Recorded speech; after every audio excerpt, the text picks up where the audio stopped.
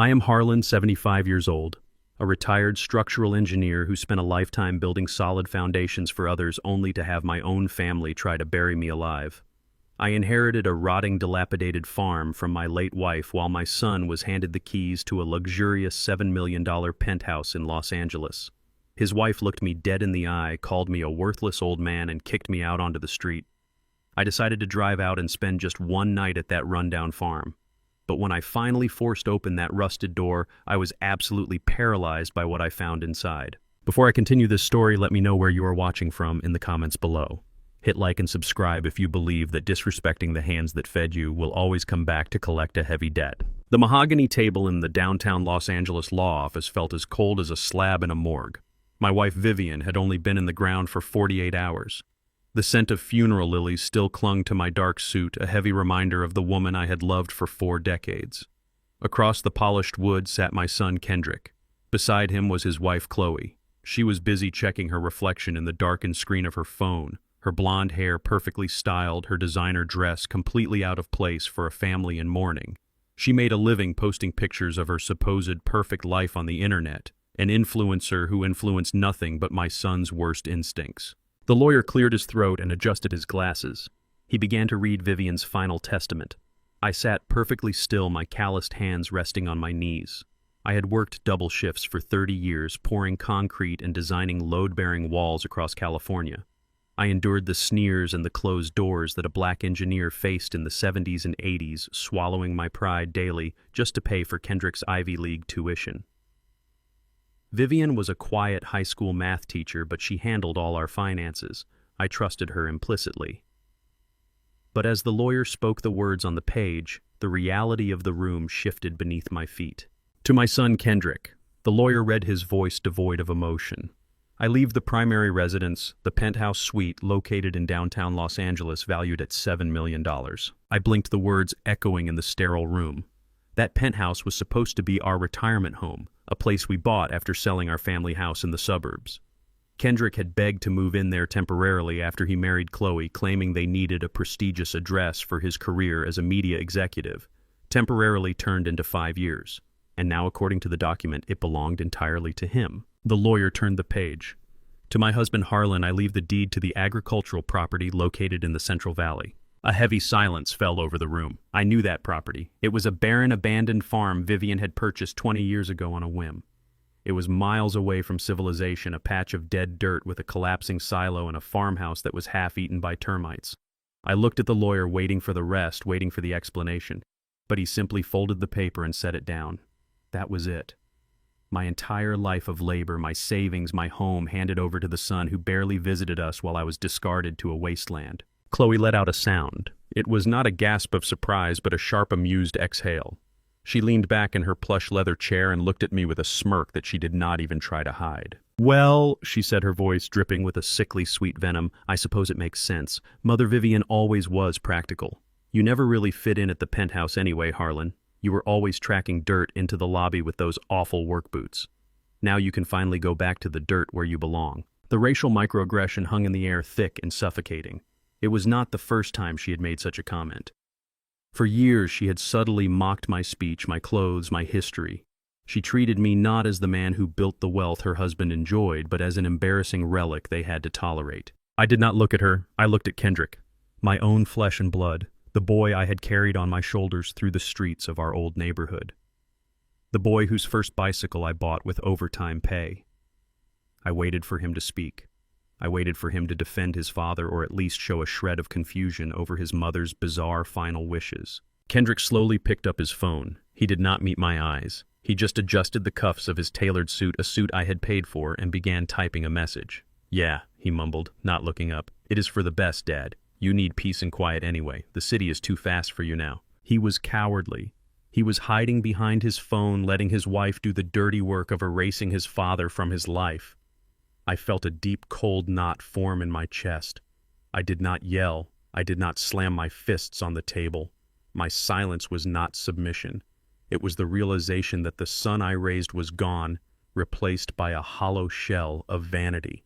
I stood up slowly, the joints in my knees popping slightly, and walked out of the office without a single word. The sky outside had turned a bruised purple, and a freezing rain was washing over the concrete sidewalks of Los Angeles. I stood under the awning of the high-rise building, buttoning my coat against the chill. A few minutes later, the glass doors slid open behind me.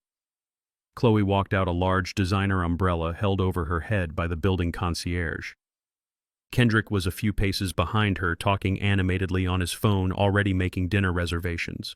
Chloe stopped in front of me. She reached into her oversized handbag and pulled out a heavy ring of keys. She let them drop onto the wet pavement at my feet. "Those are your old keys to the penthouse," she said, her voice loud enough for the passing pedestrians to hear. "Do not bother trying to use them. I had the building management change the biometric locks on the private elevator while we were in the meeting. You do not have access anymore." She snapped her fingers, and a bellhop nervously pushed a luggage cart out through the doors. On the cart were 3 large black plastic trash bags. "I had the maid pack up your clothes this morning," Chloe continued, a triumphant gleam in her eyes. "I knew what the will said before today. Vivian told me weeks ago. She knew you were a burden, Harlan. She wanted to protect Kendrick's future from your constant demands. Take your garbage and leave. We are hosting a cocktail party tonight to celebrate the inheritance, and I do not want your ancient truck parked out front ruining the aesthetic." The rain began to fall harder, hitting the plastic trash bags with a hollow sound. I looked down at the bags. 40 years of memories of suits worn to church, of sweaters Vivian had bought me, all stuffed into garbage bags like refuse. Kendrick finally walked up. He looked at the bags, then looked away quickly. "Look, Dad," he said, his voice carrying a pathetic whine. "We will send you a few $100 a month to help with groceries at the farm. Just do not call us for a while, okay? We need space to grieve." He turned on his heel and walked toward their waiting luxury SUV. Chloe offered me one last patronizing smile before following him, leaving me alone in the freezing downpour. I did not beg. I did not shed a single tear. The grief I felt for my wife was suddenly overshadowed by a sharp, focused clarity. I picked up the heavy black bags, the plastic digging into my fingers, and carried them down the block to where I had parked.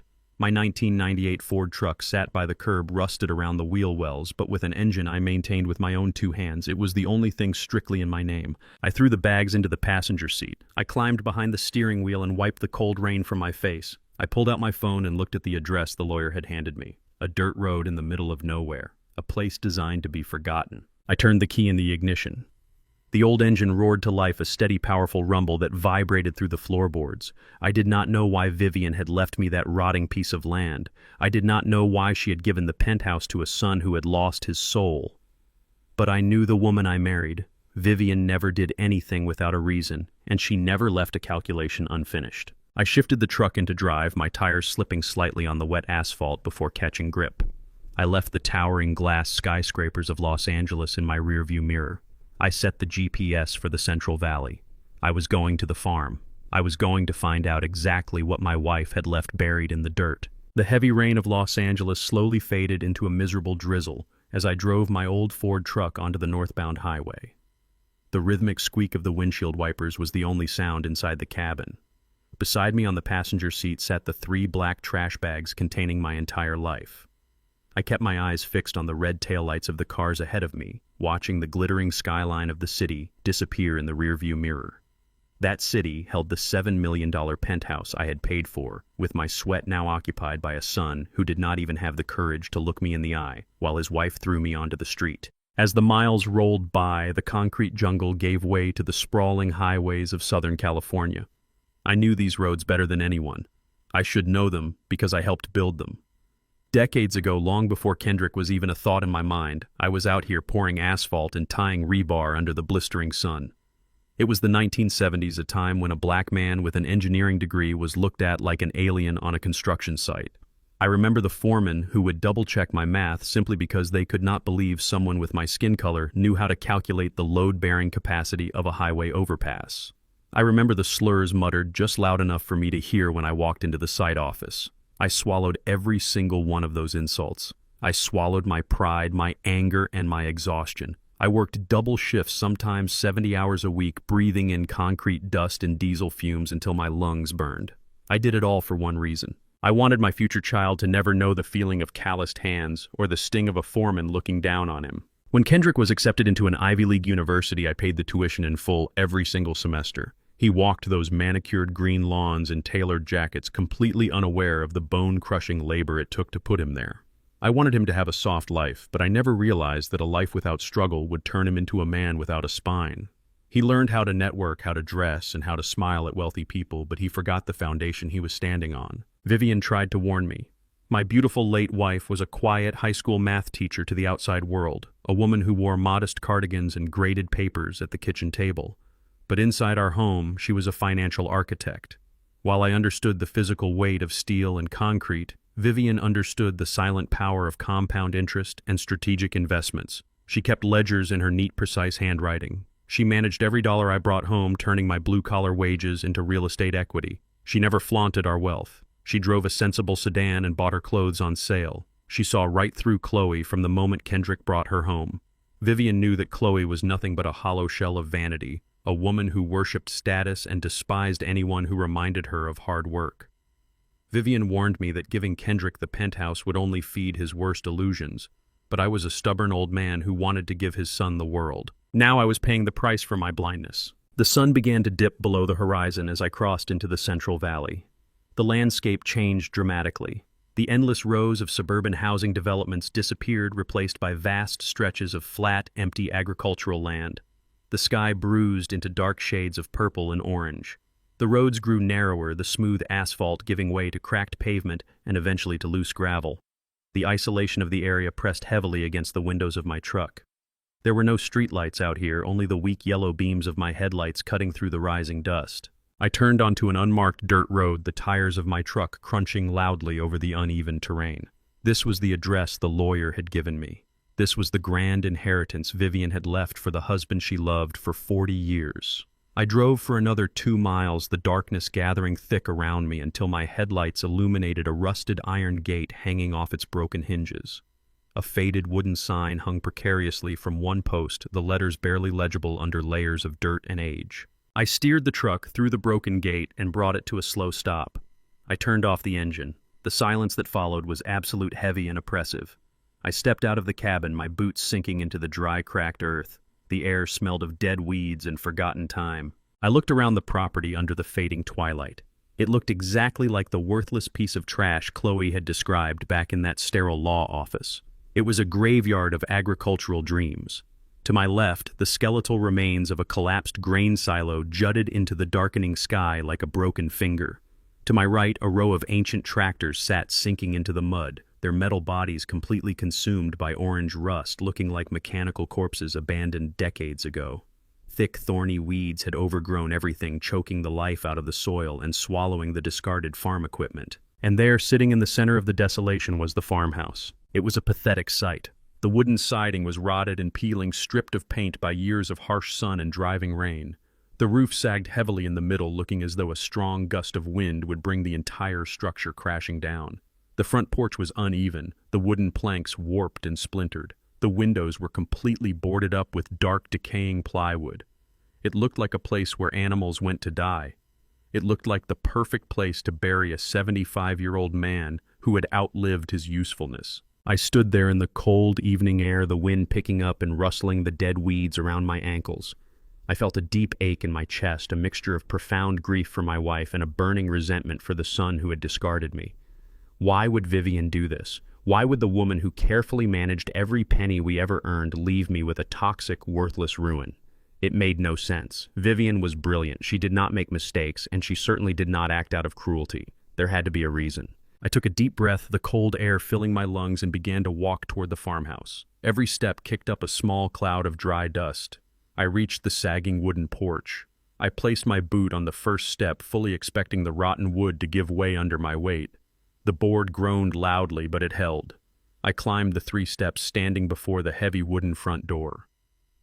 The paint on the door was peeling off in long strips, and the handle was completely rusted over, covered in thick cobwebs. I prepared myself for what was inside. I expected the overpowering stench of mold and animal droppings. I expected to hear the frantic scurrying of rats in the walls. I expected to find a floor covered in debris and a ceiling open to the sky.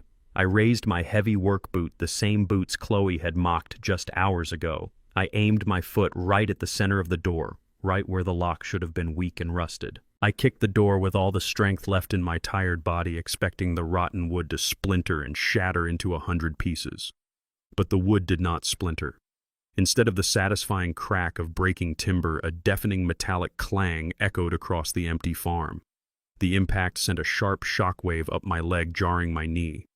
The decaying wooden facade of the door fell away in dusty chunks, revealing what was hidden directly beneath it. My boot had not hit rotting wood. It had struck a solid slab of military-grade steel. I stumbled back a half step, my heart suddenly pounding in my chest. I stared at the door. The entire wooden exterior of the house was nothing but a cheap disguise, a hollow shell meant to fool anyone driving by. Behind the rotting planks was a reinforced steel bunker. Before I could even process what I was looking at, a mechanical hum vibrated from the frame of the door. A small, hidden panel slid open just above eye level. A bright, piercing red laser light shot out from the dark recess. The beam swept rapidly down my face, scanning my eyes, tracking my features with cold precision. The sudden bright light blinded me for a fraction of a second. Then the laser snapped off. A heavy mechanical lock disengaged with a deep, echoing thud that vibrated through the floorboards. A smooth, robotic voice emanated from a hidden speaker, slicing through the dead silence of the abandoned farm. Biometric match confirmed. "Welcome, Mr. Washington." The heavy steel door slid open with a hiss of pressurized air. I stood frozen on the rotting wooden porch, my worn work boots still raised in the air. A rush of perfectly chilled, climate-controlled air spilled out from the dark opening, carrying the faint, sharp scent of ozone and heated copper. It smelled like the inside of a high-end electronics factory, not an abandoned barn in the Central Valley. I lowered my foot and stepped over the threshold. As soon as I cleared the entryway, the massive steel slab slid shut behind me, sealing with a heavy magnetic thud that completely cut off the sound of the howling wind outside. I was standing in a short decontamination corridor. Overhead, bright white LED panel lights flickered to life, illuminating walls lined with acoustic dampening foam and reinforced titanium paneling. As a man who spent his entire life designing structural foundations and load-bearing infrastructure, I recognized military-grade construction when I saw it. The rotting wooden planks on the outside were nothing more than a meticulously crafted camouflage. They were designed to look like the property was decaying, keeping away scavengers, real estate developers, and curious locals. I walked forward, my boots clicking against the polished epoxy floor. At the end of the corridor, a second set of glass sliding doors parted for me. I stepped into the main chamber and my breath caught in my throat. The space was massive. It spanned the entire footprint of the farmhouse and extended deep underground. Stretching out before me were rows upon rows of towering black server racks. Thousands of tiny blue and green lights blinked in a chaotic but rhythmic sequence, illuminating the cavernous room in a cool, artificial glow. The air was filled with the steady, powerful hum of industrial cooling fans, keeping the massive supercomputers from melting down. Thick cables, thick as my wrists, ran along overhead trays, pulsing with data. This was not a farm. This was a state-of-the-art, highly fortified data server node. It was a digital fortress hidden in plain sight. I walked slowly down the central aisle, running my calloused hand along the cold metal of the server cabinets. I felt completely disoriented. My wife Vivian, the quiet high school math teacher who loved knitting sweaters and baking apple pies, had somehow orchestrated the construction of a multi-million-dollar tech infrastructure right under my nose. I reached the far end of the room where a sleek, minimalist glass desk sat bathed in the glow of a single overhead spotlight. On the desk sat a heavy fireproof lockbox. Next to it was a small biometric fingerprint scanner. I hesitated for a moment, my hand trembling slightly. I pressed my right thumb against the glass pad. A small green light flashed and the heavy lid of the lockbox clicked open. Inside the box was a single neatly folded piece of thick parchment paper resting on top of a heavy leather-bound ledger. I picked up the paper. It was a letter written in Vivian's elegant, unmistakable cursive handwriting. "My dearest Harlan." The letter began. "If you are reading this, it means I am gone, and Kendrick has already shown you exactly who he has chosen to become. I am so sorry for the pain you must be feeling right now. I know you loved our son with all your heart, and I know you sacrificed your body and your pride to give him the world. But while you were building highways, I was watching the people traveling on them. I watched Kendrick change. And more importantly, I watched Chloe." I gripped the paper tighter. The chill of the server room suddenly felt much colder. "Chloe is a parasite," Vivian had written. "She is a woman consumed by greed and vanity, and she has infected our son with her sickness. I saw how she looked at you, Harlan. I heard the whispered insults. I saw the way she rolled her eyes when you talked about your days at the factory. She thought we were nothing but a bank to fund her delusions of grandeur. She thought I was just a naive old woman she could manipulate. She was wrong. I took a deep breath, reading the next paragraph. I knew they would try to discard you the moment I was out of the picture. That is why I left them the penthouse. They think it is a gift, but it is actually their prison. They are blinded by the shiny surface, too foolish to look at the foundation. But this farm, Harlan, this farm is your sword. I bought this land 20 years ago because I saw the tech boom coming. I knew Silicon Valley would run out of space and need off-the-grid locations to hide their most sensitive data. Look at the ledger, my love. Take back your power. Do not let them treat you like dirt ever again. I love you always, Vivian. A single tear slipped down my cheek and splashed onto the polished glass of the desk. My wife, my brilliant, beautiful wife, had spent her final years building an impenetrable shield to protect me from our own son. She had seen the impending betrayal and had prepared the ultimate counterattack. I wiped my face and set the letter down with trembling hands. I reached into the lockbox and pulled out the heavy leather-bound ledger. It contained copies of binding legal contracts and bank statements. I opened the first page and began to read the terms. The entire property was owned by an airtight limited liability company of which I was now the sole managing director. 10 years ago, Vivian had leased this land to one of the largest tech conglomerates in Silicon Valley. They needed a secure, off-the-radar location to process and store their most highly classified corporate data safe from industrial espionage and foreign hackers. In exchange for the absolute secrecy and the use of the disguised bunker, the tech company paid an astronomical monthly lease. I traced my finger along the columns of numbers, my heart hammering against my ribs. The lease payment was $100,000 every single month, paid in pure cash directly into the holding account of the farm. I flipped to the bank statements. The account balance was staggering. There were millions of dollars sitting in high-yield offshore accounts, quietly accumulating interest. While Kendrick and Chloe were living paycheck to paycheck, desperately trying to maintain their fake millionaire lifestyle in Los Angeles, Vivian was quietly managing an actual empire from our modest kitchen table. They thought they had left me destitute in a wasteland. They had no idea they had just handed me the keys to a financial juggernaut. I stood there in the humming blue light of the server room, the reality of my new existence washing over me. I was not a helpless old man. I was a millionaire. I had more liquid capital at my fingertips than Kendrick would ever see in his lifetime. And more importantly, I had the legal power to control the company. The same company that, as I was about to discover, held the strings to their entire fake life. The silence of my revelation was violently shattered. A harsh, loud ringing echoed through the acoustic chamber. It was my cheap burner phone, the one Kendrick insisted I carry because he was too embarrassed to put me on his family plan. I pulled it out of my coat pocket. The screen lit up with his name. I stared at it for a moment. Just hours ago, he had stood by and watched his wife throw my clothes into garbage bags. He had told me to stay away and not bother him. Now he was calling me. I pressed the green button and raised the phone to my ear. I did not say hello. Dad, Kendrick yelled into the receiver. His voice was frantic, breathless, and laced with absolute panic. There were loud voices and clinking glasses in the background of his call. "Are you there, Dad?" he demanded. "Listen to me. My black card just got declined. I am sitting at a Michelin star restaurant right now with Chloe and 5 of her biggest influencer friends. The waiter just brought the machine back and told me my account is frozen. Do you hear me?" Frozen. I stood in the center of the $1,000,000 server node, listening to my son hyperventilate over a dinner bill. "Did Mom leave you cash?" Kendrick asked, his voice cracking with desperation. "Did she give you a separate account for the farm? I need $5,000 transferred to me right now." "Dad, do you hear me? Chloe's going to kill me if we have to wash dishes. Transfer me the money right now." I looked down at the ledger on the glass desk. $100,000 a month. I looked at the letter from my wife. "This farm is your sword." I did not feel anger anymore. I felt an absolute freezing calm, the kind of calm that comes right before a wrecking ball strikes the side of a condemned building. I took a slow breath, ready to deliver my first strike. I stood in the center of the humming data center, the burner phone pressed against my ear.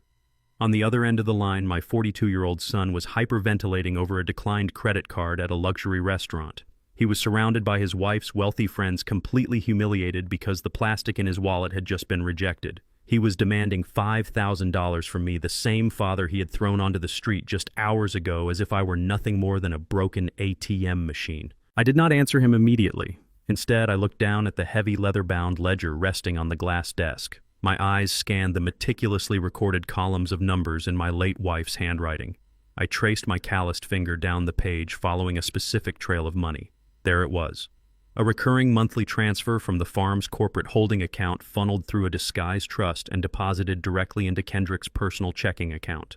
The amounts were staggering. $10,000 one month, $15,000 the next. Sometimes a random $5,000 wire transfer labeled as a corporate bonus. A harsh, cold realization washed over me.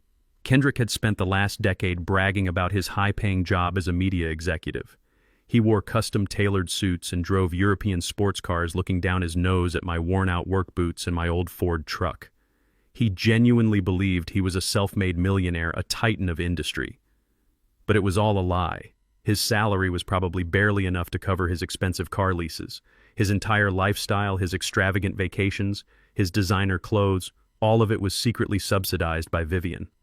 She had been quietly pumping money from the data center lease into his accounts just to keep his fragile ego from shattering. He was a 42-year-old toddler living on a secret allowance from his mother. "Are you there?" Kendrick screamed into the phone, his voice cracking with panic. "Dad, stop ignoring me. The manager is walking over here right now. I need that cash transferred to my account. Do it now." I took a slow, deep breath. The chilled air of the server room filled my lungs. I thought about the 3 black trash bags sitting on the passenger seat of my truck. I thought about the way he had looked at his phone while his wife handed me my walking papers. "Kendrick," I said, my voice dangerously calm and completely flat. My tone echoed slightly against the titanium walls of the bunker. Finally, he snapped back. "Just send the money to the black card." "There is no money, Kendrick," I replied. "What are you talking about?" he demanded. "Mom handled all the accounts. I know there is cash somewhere. Just open the banking app and send it." I looked at the blinking blue lights of the supercomputers surrounding me.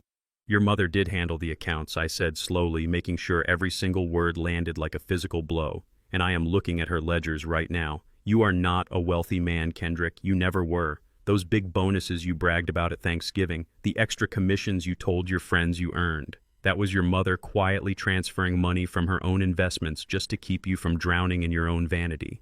She bought your whole life. And now she is gone." There was a dead, suffocating silence on the other end of the line. I could hear the faint sound of clinking silverware and murmuring voices from the restaurant, but Kendrick had stopped breathing. The reality of his situation was finally breaking through his delusions. "That is impossible," he whispered, his voice trembling. "I earn my own money. I am a director." "You are a facade," I corrected him, my voice devoid of any sympathy. "You are a man standing in a house of cards and the wind just picked up. You stood there today and watched your wife kick me out of my own property. You told me to go live in the dirt. Well, I am in the dirt now. And down here in the dirt, I control the roots." "Dad, please," he stammered, the arrogance completely vanishing, replaced by the pathetic whimper of a terrified child. "Chloe is looking at me. Everyone is looking at me. Just send the 5,000. Just this one last time. I will pay you back. I promise." "A man who abandons his father does not know the meaning of a promise," I said. "The bank of Dad is permanently closed. Have fun washing the dishes." I pressed the red button and ended the call. The silence returned to the server room, save for the steady hum of the cooling fans. I felt a strange sense of liberation. For my entire life, I had broken my back to provide for that boy. I had shielded him from the harsh realities of the world. Now, for the first time, I was letting him feel the full, crushing weight of his own choices. Less than 30 seconds later, the burner phone in my hand began to vibrate violently. The screen flashed with an incoming call from a number I did not recognize. I let it ring. It rang until it went to voicemail. Then it rang again and again. On the 4th attempt, I set the phone down on the glass desk and pressed the speaker button accessing the voicemail inbox. A piercing, hysterical shriek filled the underground bunker. It was Chloe. She must have snatched the phone from Kendrick right there in the middle of the crowded restaurant. She was furious, her voice slurred slightly from expensive wine, but razor-sharp with malice. "Listen to me, you pathetic old man," Chloe screamed into the recording. "I do not know what kind of sick game you think you are playing, but you are going to fix this right now. Kendrick just told me his accounts are frozen, and you are refusing to help him. You are supposed to be his father. You are supposed to provide for us." I leaned back in the sleek, ergonomic chair behind the desk, listening to her unravel. "We are not going to be humiliated like this," she continued, her voice rising to a frantic pitch. "I know Vivian left you that garbage farm in the valley. I already looked up the property values in that miserable county. There is a commercial agriculture company buying up plots out there. You are going to call a realtor first thing tomorrow morning and sell that toxic wasteland. Do you hear me? Sell it. I need that capital. I am launching my new luxury cosmetic brand next month, and I need a $200,000 cash injection for the marketing campaign. She paused to take a ragged breath, her entitlement absolutely staggering. If you do not sell that farm and wire us the money by the end of the week, I swear to God I will ruin you, Chloe threatened. I will go on every podcast in Los Angeles and tell the world that you are an abusive, deadbeat father who abandoned his grieving son. I will make sure you rot in that dirt hole with nothing. Sell the farm, Harlan. The voicemail ended with a sharp click. I sat perfectly still for a moment. Chloe actually believed she held the power. She believed I was just a frightened, uneducated old man sitting in a rotting barn, easily intimidated by her empty threats. She wanted me to sell a multi-million-dollar tech infrastructure for pennies just so she could fund a vanity makeup line. I reached out and opened the sleek silver laptop resting next to the lockbox on the desk. I flipped open the screen. The machine woke up instantly, connecting to the secure high-speed network of the data center. I opened the web browser and navigated to the elite private banking portal listed in Vivian's ledger. A biometric prompt appeared on the screen. I placed my thumb on the scanner attached to the laptop. The system authenticated my identity, immediately recognizing me as the sole managing director of the limited liability company. The financial dashboard loaded, and the true extent of my new empire was displayed in crisp, glowing numbers. There were multiple accounts, holding accounts, investment portfolios, offshore trusts, but my eyes focused on one specific section labeled Family Expenditures. I clicked on the tab. A drop-down menu appeared listing all the credit cards and checking accounts linked to the primary corporate fund. Right at the top of the list was Kendrick's Platinum Black Card, the exact one that had just been declined. Underneath it was a joint checking account in his and Chloe's names. I did not just click the temporary freeze button. I was an engineer. When a structural pillar is compromised by rot, you do not just paint over it. You demolish it completely and sever it from the foundation, so it does not bring down the rest of the building. I moved the cursor over Kendrick's name. I clicked on the administrative settings. I selected the option to permanently revoke authorized user privileges. A warning box popped up on the screen asking me to confirm that I wanted to completely sever this individual from all linked financial assets. It warned that this action would immediately cancel all active cards, halt all pending transfers, and remove the user's ability to view or access any funds. I clicked confirm. I repeated the process for the joint checking account. I revoked their access, closed the routing numbers, and absorbed the remaining balances back into the primary corporate trust. With a few simple clicks of a mouse, I had completely dismantled the financial umbilical cord that had sustained them for years. They were now completely on their own, stranded in a city that eats people without money alive. I closed the banking portal, feeling a profound sense of closure. The sword Vivian had given me was sharp, and I had just made my first cut. I was ready to turn off the laptop and explore the rest of the underground facility. But just as my hand moved toward the power button, a loud, sharp chime echoed from the computer speakers. A bright red notification banner slid down from the top right corner of the screen. It was an automated alert from the legal monitoring service Vivian had set up for the company. I clicked on the banner. A new window opened, displaying a freshly scanned legal document. It had a timestamp from just 10 minutes ago. I leaned closer to the screen, my eyes scanning the dense legal jargon. It was an emergency petition filed electronically in the Los Angeles County Superior Court. The plaintiffs were listed as Kendrick and Chloe Washington. The defendant was me. I read the title of the document, and my blood ran ice cold. It was an emergency petition for medical conservatorship. They were officially claiming to the court that I was suffering from severe advanced dementia and that I was mentally unfit to care for myself or manage my own assets. They were asking a judge to grant them immediate, total legal control over my life, my health decisions, and my property. The war had just escalated from an argument over a dinner bill to a full-blown legal assault on my freedom. I stared at the blinking cursor on the screen, the mechanical hum of the servers suddenly sounding like a ticking clock. Chloe was not just trying to bully me, she was trying to legally erase me. I stared at the glowing screen of the laptop, the blue light reflecting off the titanium walls of the bunker. The document on the screen was a petition for emergency medical conservatorship. I read the words carefully, my engineering mind dissecting the legal jargon the same way I used to dissect construction blueprints. Chloe had wasted no time. When she realized I had cut off their money, she did not just get angry. She went straight for the jugular. The plaintiff narrative read like a cheap soap opera script. It claimed that I, Harlan Washington, was suffering from advanced, undiagnosed dementia. It stated that the grief of losing my wife had completely shattered my fragile mental state. But the lies grew even more twisted as I scrolled further down the page. The petition described the property I was currently occupying. Chloe claimed I had wandered off into the Central Valley, breaking into a toxic, abandoned, and structurally condemned agricultural site. She painted a picture of a confused, helpless old man living among rats and rusted tractors completely detached from reality. According to her lawyer, I posed an immediate danger to myself and my estate. Therefore, for my own protection, she and Kendrick were stepping up as loving family members to take full legal control of my life.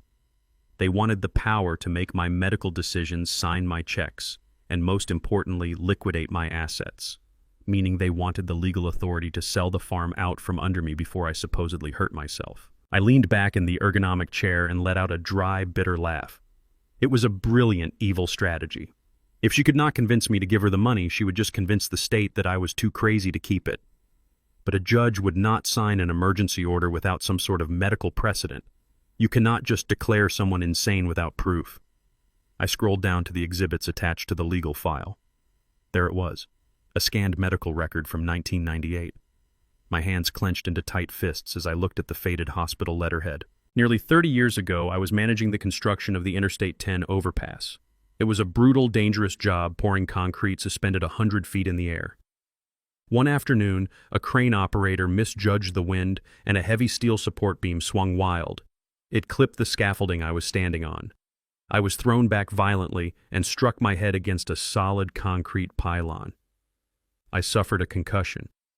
I spent 2 days in the hospital under observation, walked out with a mild headache, and went right back to work the very next Monday. I pushed through the pain because I had Kendrick's private school tuition due at the end of the month. It was a badge of honor, a silent sacrifice I made to ensure my son had a better life than I did. Now Chloe had somehow dug up that ancient hospital record. Her sleazy lawyer had twisted it into something grotesque. The petition claimed that the old head injury had caused long-term neurodegeneration, which was now manifesting as severe senility in my old age. She was weaponizing my sacrifice. She was taking the very blood and sweat I poured into providing for her husband and using it as a noose to hang me. It was a level of betrayal that went beyond simple greed. It was pure calculated malice. I realized then that I was not dealing with a spoiled child throwing a tantrum over a declined credit card. I was dealing with a predator who wanted to erase my existence. I knew I could not fight a legal battle from inside an underground bunker without an army of my own. I picked up my phone and dialed a number I had known by heart for 40 years. It was the private line of Xavier. Xavier and I grew up on the exact same block in Detroit. While I went into engineering to build things up, he went into law to tear corrupt systems down.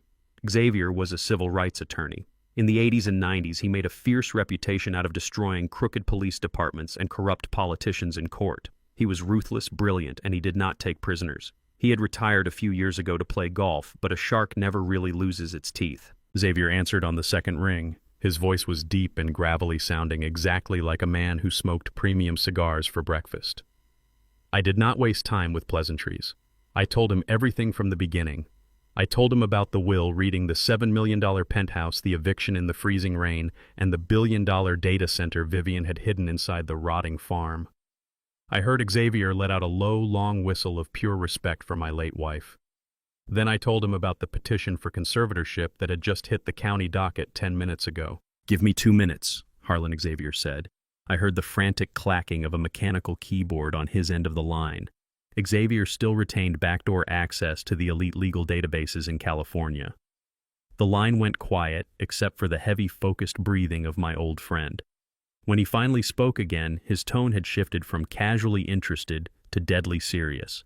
"Harlan, you have a major problem right now," Xavier said. "I am looking at the attorney Chloe hired. His name is Richard Vance. He is a bottom feeder, a guy who specializes in hostile estate takeovers for greedy heirs. But that is not the worst part of this equation. The judge assigned to this emergency petition is a man named Wallace. Judge Wallace and Vance play golf together every single Sunday at a private country club. They run a very efficient, very dirty pipeline in the Los Angeles County court system. I felt a cold chill creep up my spine, cutting through the climate-controlled air of the server room. "What does that mean for me?" I asked, keeping my voice steady. It means the fix is already in, Xavier replied sharply. Vance filed this as an ex parte emergency motion. That means they do not have to wait for a formal hearing where you get to show up and defend your own sanity. They are claiming to the court that you are in imminent physical danger wandering around a toxic farm. Judge Wallace will sign a temporary medical warrant based on that old concussion record without even blinking an eye. Once that piece of paper is signed, they have the ultimate legal authority to come grab you against your will. Grab me, I repeated, my grip tightening on the edge of the glass desk. Yes, Xavier said, his voice urgent. They can send local law enforcement to your location. They will put you in the back of a squad car, drive you to a county psychiatric ward, and hold you for a mandatory 72-hour mental evaluation. And while you are locked in a padded room, heavily medicated and stripped of your phone, Chloe and Kendrick will legally step in as your temporary conservators. They will have full, unrestricted access to your bank accounts, your property deeds, and your company infrastructure. They will drain the offshore accounts and sign the farm over to a commercial buyer before the doctors even let you make a phone call. The sheer audacity of the plan took my breath away. My son and his wife were going to kidnap me under the guise of medical care and rob me blind while I was locked in an asylum. It was the perfect legal heist. Xavier told me I needed to leave the farm immediately. He told me to get in my truck, drive deep into the mountains where they could not track my license plate, and stay completely off the grid. He needed time to file a massive counter-injunction in federal court to block the local judge's corrupt order. He warned me that if I stayed inside that farm, I was a sitting duck waiting for the slaughter. I looked around the massive humming server room. I looked at the letter Vivian had left for me on the desk. She had trusted me to protect this place. She had spent years building this fortress so I would never have to run away from anyone ever again. I thought about the decades I spent bowing my head, swallowing my pride, and making myself small so my son could feel big. I was done running. I am not leaving, Xavier, I said, my voice as hard and cold as the titanium walls around me. I built foundations my whole life. I know exactly how to stand my ground. I am the sole managing director of a Tier 4 federal data infrastructure. Let them come and try to drag me out. Xavier chuckled softly on the other end of the line, a dark, dangerous sound that meant he was ready for a war. I always loved your absolute stubbornness, Harlan. Fine. If you are going to stand your ground, lock the heavy doors and do not let anyone touch you. I am making calls to federal judges right now. We are going to bury these people. He hung up the phone. I set my device down on the desk. I felt a strange sense of anticipation washing over me. I was an old man, but I was far from weak. I turned my attention to the large bank of monitors mounted on the wall directly above the computer station. Vivian had installed high-definition security cameras covering every single inch of the property, hidden in the rotting wood and rusted tractors. I reached out and activated the exterior camera feeds. The screens flickered to life, showing the desolate landscape outside. I saw the rusted equipment, the collapsed grain silo, and the long, winding dirt road leading up to the broken front gate. The afternoon sun was beginning to dip lower in the sky, casting long, harsh shadows across the dead weeds. Everything looked quiet. Everything looked completely abandoned. But then my eyes caught a sudden movement. In the upper left corner of the main monitor, a thick, swirling cloud of yellow dust was rising from the dirt road. It was moving incredibly fast, barreling straight toward the perimeter of the farm. I leaned closer to the screen, my eyes narrowing at the approaching threat. The dust cloud parted slightly as the vehicles hit a bump in the road, revealing the heavy chrome grills. It was not just one car coming to check on me. It was a coordinated convoy. 3 large SUVs with dark-tinted windows and heavy steel push bars on the front bumpers led the pack. Even through the black and white security feed, I could clearly see the official star logo of the local county sheriff department emblazoned on their side doors. Right behind the police cruisers was a white commercial van. It had a ladder strapped to the roof and the logo of a professional locksmith company painted on the side panels. Chloe had not wasted a single second. The corrupt judge had already signed the temporary medical warrant. My own son had called the police on me, sending armed deputies to break down my door, declare me insane, and drag me away in handcuffs. The vehicles crossed the threshold of the rusted gate, their heavy tires tearing up the dry earth as they formed a tactical semicircle around the rotting wooden porch of the farmhouse. The dust began to settle and the heavy doors of the police SUVs swung open. The battle for my life, my freedom, and my wife's legacy had officially arrived at my doorstep. The glowing screens of the security monitors cast a pale light across my face as I watched the convoy tear through my property. 3 county sheriff cruisers and a white commercial locksmith van parked in a haphazard semicircle right in front of the rotting porch of the farmhouse. The heavy dust they kicked up began to settle on the dry earth. The doors of the lead cruiser opened. Out stepped a tall, heavy-set deputy with his hand resting cautiously on his utility belt. But my eyes were fixed on the second vehicle. The back doors swung open, and out stepped the 2 people who had orchestrated this entire circus, Chloe and Kendrick. Even through the black and white feed of the cameras, I could see the absolute theatricality of Chloe's performance. She stumbled out of the sports utility vehicle, immediately burying her face in her hands. Her shoulders heaved up and down as if she were sobbing uncontrollably. The deputy walked over to her, his posture softening as he tried to comfort the weeping woman. It was a masterful display of manipulation. She was playing the role of the terrified, heartbroken daughter-in-law to absolute perfection. She pointed a trembling finger toward the decaying farmhouse, leaning heavily against Kendrick for support. Kendrick looked completely different from the panicked man who had called me from the restaurant just an hour ago. He stood tall, his chest puffed out, playing the protective husband. He gestured aggressively toward the house, speaking rapidly to the lead deputy. Thanks to the high-definition audio receivers Vivian had hidden in the porch eaves, their voices were piped directly into the server room. "Officer, you have to understand my father is completely out of his mind," Kendrick said, his voice dripping with fake concern. "He has not been the same since my mother died. He is suffering from severe dementia. He drove out to this toxic wasteland and he is refusing to come out." Chloe let out a loud, dramatic wail, burying her face into Kendrick's chest. "He is dangerous, officer," she cried out. "We tried to talk to him, but he started screaming at us. He is confused and aggressive. We just want to get him to a hospital so he can get the help he needs." The deputy nodded sympathetically, pulling a clipboard from his vehicle. "We have the emergency medical warrant signed by the judge," the deputy assured them. "We will get him out safely, ma'am, do not worry." Then Kendrick dropped the final deadly lie. He leaned closer to the deputy and lowered his voice, but the microphones picked up every single word. "You need to be careful," Kendrick warned. "He has a shotgun in there, an old hunting rifle. He took it from the house before he left. I do not know if he knows how to use it anymore, but he is completely unhinged. You cannot take any chances." My blood boiled. It was a calculated, lethal lie. If the police believed an unstable, demented man was barricaded inside with a firearm, they would not just knock on the door. They would treat me like an active threat. Kendrick was practically begging the police to shoot his own father. The deputy immediately unholstered his service weapon and signaled for the other officers to do the same. They drew their guns, fanning out across the dead grass and taking cover behind the rusted tractors. The lead deputy motioned for the locksmith to come forward. A nervous-looking man in a greasy blue work shirt scurried out of the white van carrying a heavy canvas tool bag. The deputy pointed his gun at the front door and told the locksmith to breach the lock. I sat back in my ergonomic chair inside the titanium bunker, watching this pathetic display unfold on the monitors. The locksmith tiptoed up the creaking wooden steps of the porch. He approached the heavy steel door that was disguised as rotting wood. Hanging on the outside of the door completely for show was a large rusted iron padlock. It looked like something you would use to secure an old barn.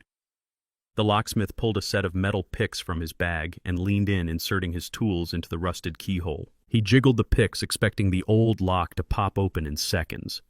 I watched him struggle. He grunted, switching tools, wiping sweat from his forehead. What the locksmith did not know was that the rusted padlock was physically welded shut. It was a decoy. The real locking mechanism was a magnetic biometric seal embedded 3 inches deep into the steel core of the door, completely inaccessible from the outside. After 2 minutes of fruitless twisting, the locksmith stepped back and shook his head at the deputy. "It is jammed solid," the locksmith yelled over his shoulder. "I am going to need the heavy bolt cutters or maybe an angle grinder to get through this iron." The deputy frowned. He waved his hand, signaling the locksmith to step out of the way.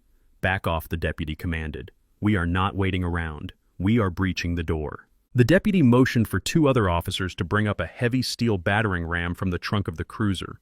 They were actually going to try and smash their way into a Tier 4 federal data facility. I knew that if they hit that door with the ram, the shock sensors would automatically trigger a silent alarm to the Department of Homeland Security. But I did not want the federal government involved just yet. I wanted to handle my son myself.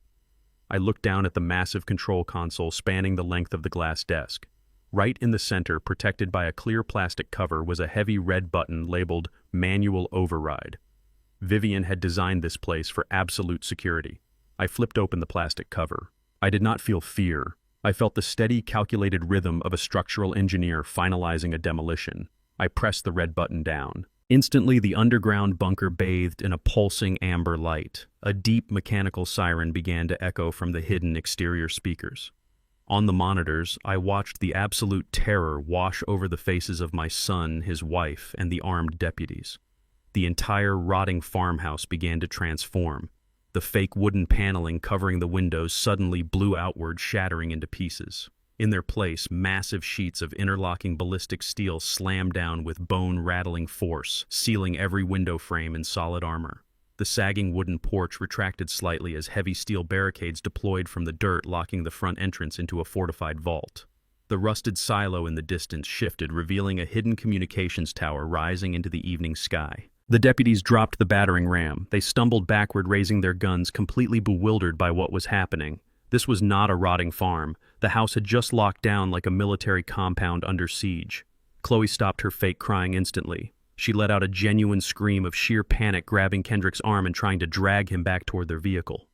Kendrick stood frozen, his mouth hanging open, staring at the steel fortress that had just materialized out of the dead dirt. The lead deputy began shouting frantically into his shoulder radio, demanding immediate backup and tactical support, claiming they had walked into some sort of heavily fortified compound. But the local police were not going to get the chance to call for backup. Before the deputy could even finish his radio transmission, the ground began to vibrate. It was a low, heavy rumble that shook the camera feeds. From the far side of the property, tearing down the hidden access road that ran parallel to the main highway, came a fleet of massive vehicles. They were not police cruisers. They were 6 identical pitch-black armored tactical sports utility vehicles. They had no license plates and no police markings. They tore through the dead grass, completely ignoring the dirt road, and slammed on their brakes, forming a tight defensive perimeter entirely surrounding the local deputies and Kendrick's convoy. The doors of the black vehicles flew open simultaneously. Out poured a dozen massive men clad in unmarked black tactical gear body armor and advanced combat helmets. They were the private security contractors hired by the Silicon Valley tech conglomerate to protect their $100,000 a month investment. And they did not care about a local county judge's medical warrant. In a matter of seconds, the heavily armed corporate operators raised their assault rifles. The red dots of their laser sights painted the chests of the terrified local deputies. A voice boomed over a high-powered megaphone from the lead black vehicle. "Drop your weapons immediately. You are trespassing on a federally protected corporate infrastructure site. Drop your weapons or you will be neutralized." Chloe fell to her knees in the dirt. Kendrick raised his hands above his head, trembling violently. I sat back in my chair inside the bunker, watching my enemies get completely swallowed by the monster my wife had built. The standoff in the dirt driveway was a masterclass in shifting power dynamics. The local county deputies had arrived with their chests puffed out, expecting to easily kick down the door of a confused old man. Instead, they found themselves staring down the barrels of custom assault rifles held by highly trained corporate security operators. The evening wind howled across the barren property, but nobody moved. The only sound was the low, menacing growl of the black tactical vehicles idling in a tight perimeter. The lead corporate security captain stepped forward. He was a massive wall of a man dressed in pitch-black combat gear with no name tag, only a specialized tactical unit patch on his shoulder. He did not yell. He did not need to. His voice carried a cold, absolute authority that cut through the tension like a razor. "Drop your weapons and step away from the blast doors," the captain commanded, his eyes locked onto the lead local deputy. The county deputy lowered his gun slightly but tried to maintain his ground. He puffed out his chest, waving the piece of paper in his left hand. "I am a sworn officer of Los Angeles County," the deputy shouted back, his voice cracking just a fraction. "I have a court-ordered emergency medical warrant signed by a superior court judge. We are here to secure an unstable individual barricaded inside this structure. You are interfering with official police business." The corporate captain let out a dry, humorless chuckle. He took another step forward, closing the distance between them. His heavily armored men tightened their grips on their rifles, the red laser sights never wavering from the deputies' chests. "You are way out of your jurisdiction, County," the captain said, his voice flat and dangerous. "You did not do your homework. This is not a residential farm. This is a designated Tier 4 federal data infrastructure site. We process encrypted communications for multinational tech conglomerates and government defense contractors. By attempting to breach those reinforced doors, you just triggered a silent alarm directly to the Department of Homeland Security. The county deputies froze, the color completely drained from their faces. A local judge warrant meant absolutely nothing on a federally protected corporate site. Your piece of paper is worthless here, the captain continued, stepping right up to the lead deputy. If you or your men take one more step toward that server node, we are legally authorized to use lethal force under the Federal Espionage Act. Now holster your weapons before I have my men disarm you and hold you for federal marshals. The local deputies did not hesitate. They slammed their service weapons back into their holsters, raising their hands defensively. The lead deputy looked absolutely panicked. He realized he had been completely played.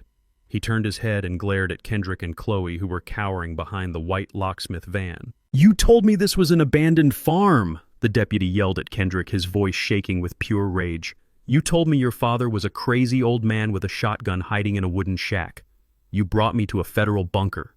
Kendrick stammered, holding his hands up defensively. "I did not know," Kendrick pleaded, his eyes wide with terror. "I swear to you, I thought it was just a farm. My mother left it to him in her will. I had no idea what was inside." The corporate security captain slowly turned his attention to Kendrick and Chloe. His eyes narrowed behind his tactical goggles. He signaled to his men with a sharp flick of his wrist. "We have unauthorized civilians attempting to breach a secure data node," the captain barked. "Secure them, search them for recording devices and corporate espionage tools." Before Kendrick could even process the order, 3 massive security operators swarmed him. They grabbed his arms, twisting them behind his back with brutal efficiency, and slammed him face first into the dusty hood of the police cruiser. Kendrick cried out in pain, his expensive tailored suit immediately covered in thick brown dirt. Chloe screamed hysterically as 2 other operators grabbed her by the shoulders. "Do not touch me," she shrieked, thrashing wildly. "Do you know who I am? I will sue you. Let me go." The operators did not care about her internet followers or her vanity. They forced her down onto her knees right in the middle of the muddy driveway. Her designer dress, the one she had specifically chosen to look perfectly mournful for the cameras, dragged through the wet dirt and rusted metal flakes. She sobbed uncontrollably as the operators thoroughly patted her down, tossing her expensive handbag onto the ground and dumping its contents into the dirt. Lipsticks, credit cards, and her smartphone scattered across the mud. The county deputies did nothing to help them. They stood back furious that they had been manipulated into risking their careers and their lives for a spoiled couple's greed. The locksmith had already quietly packed his tools and was hiding in the driver's seat of his van, praying nobody noticed him. I watched this entire spectacle from the safety of my underground bunker. The glowing monitors displayed the absolute destruction of their arrogant plan. Chloe was on her knees, weeping in the dirt, her pristine image shattered. Kendrick was pinned against a car looking like a common criminal. They had come here to humiliate me, to declare me insane, and to steal my property. Instead, they had walked blindly into a trap of their own making. It was time for me to make an appearance. I stood up from the glass desk. I smoothed the lapels of my dark suit, the exact same suit I had worn to my wife's funeral. I felt a surge of strength running through my veins. For decades, I had kept my head down. I had swallowed the insults, the condescension, and the disrespect. But that man died the moment Chloe threw my clothes onto the rainy streets of Los Angeles. I walked toward the massive steel blast doors. I pressed my thumb against the interior biometric scanner. The system chimed, and the heavy locking mechanisms disengaged with a series of loud, echoing thuds. The hydraulic hinges hissed, and the massive steel doors slowly swung open, revealing the chaotic scene outside. The sudden noise drew everyone's attention.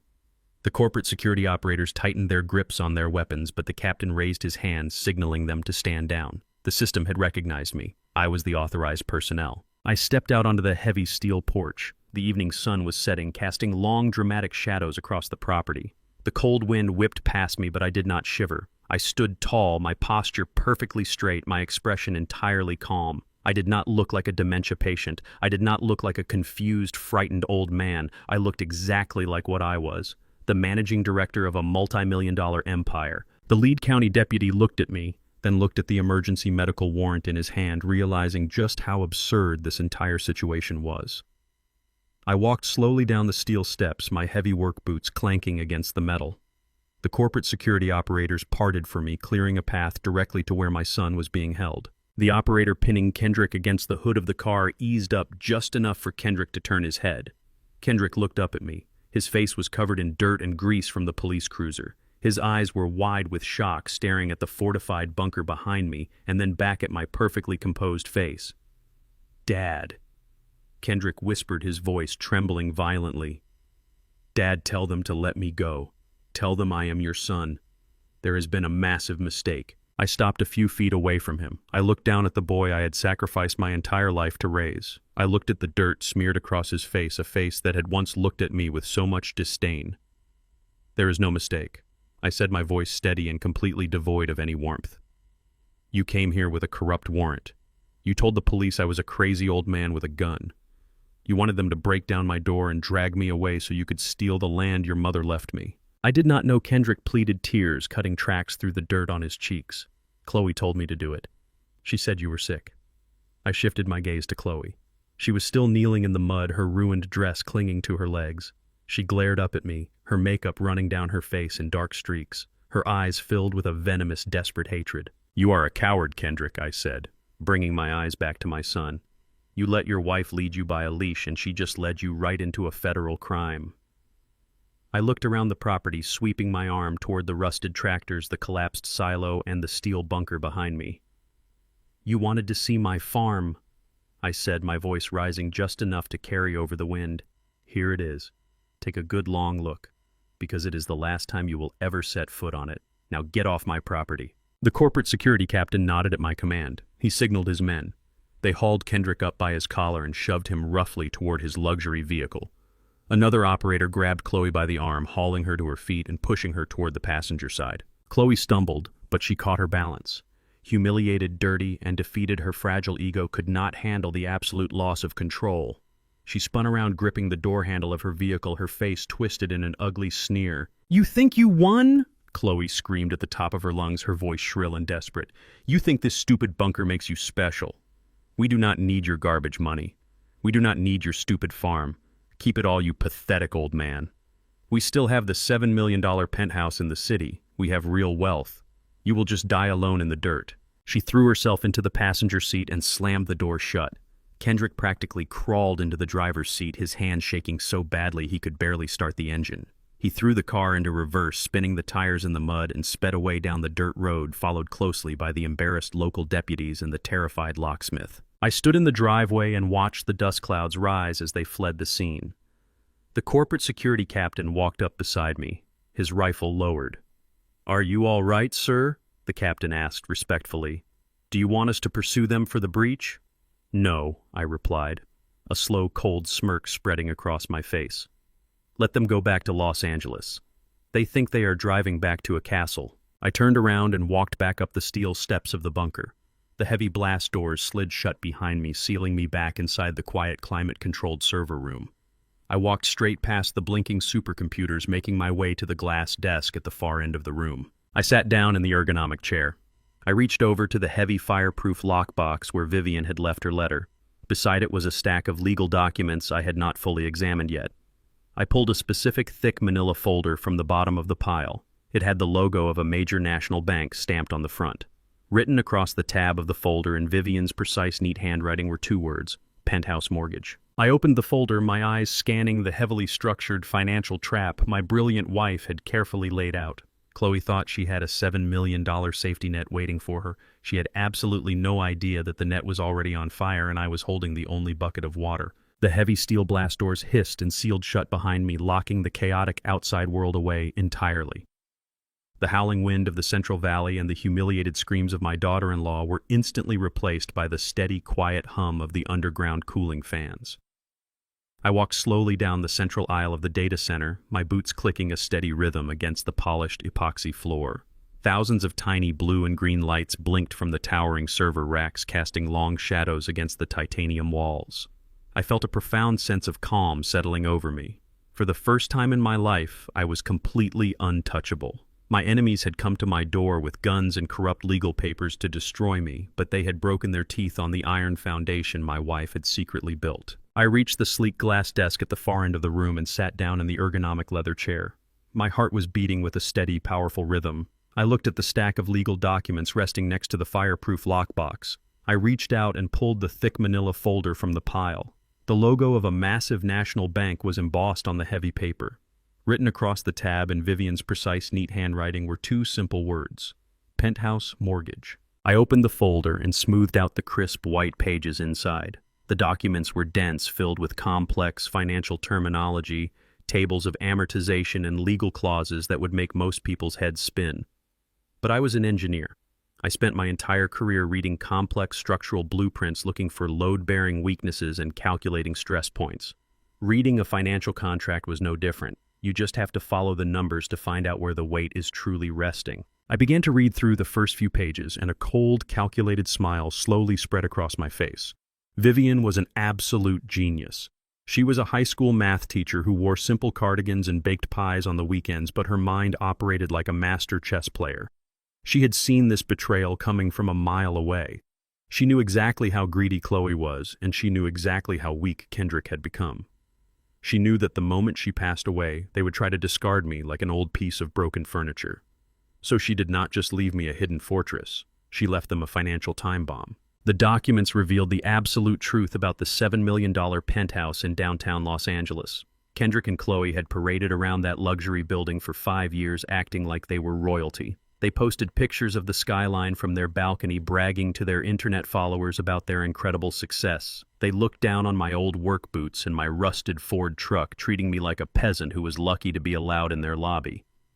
But they did not own a single square foot of that sky-high palace. The penthouse was never purchased outright. It was bought by the limited liability company that Vivian had established for the farm, and it was not bought with a standard 30-year traditional loan. Vivian had purposely structured the purchase using a commercial balloon mortgage. For those who do not understand high-level real estate finance, a balloon mortgage is a very specific and very dangerous type of debt. You pay a massive amount of interest every single month for a set number of years. You barely touch the principal balance, and then at the end of the term, the entire remaining balance of the loan becomes due all at once in one giant balloon payment. It is the kind of loan designed for wealthy investors who plan to flip a property quickly, not for a young couple trying to play house. But Vivian chose it on purpose. She chose it because it maximized the monthly carrying cost of the property. I turned the page and found a copy of the specific inheritance clauses from Vivian's will, the same will the lawyer had read to us that morning. The lawyer had stated that Kendrick was given the penthouse. But legal phrasing is a sharp and dangerous weapon if you do not pay attention to the fine print. Kendrick did not inherit the actual deed to the property. He inherited the right of residency. To maintain that right of residency, the legal occupant was strictly obligated to cover all the carrying costs associated with the property. I looked at the itemized list of monthly expenses Vivian had meticulously highlighted in yellow marker. The numbers were absolutely staggering. First, there were the property taxes on a $7 million piece of prime Los Angeles real estate. California property taxes alone were enough to bankrupt an average family.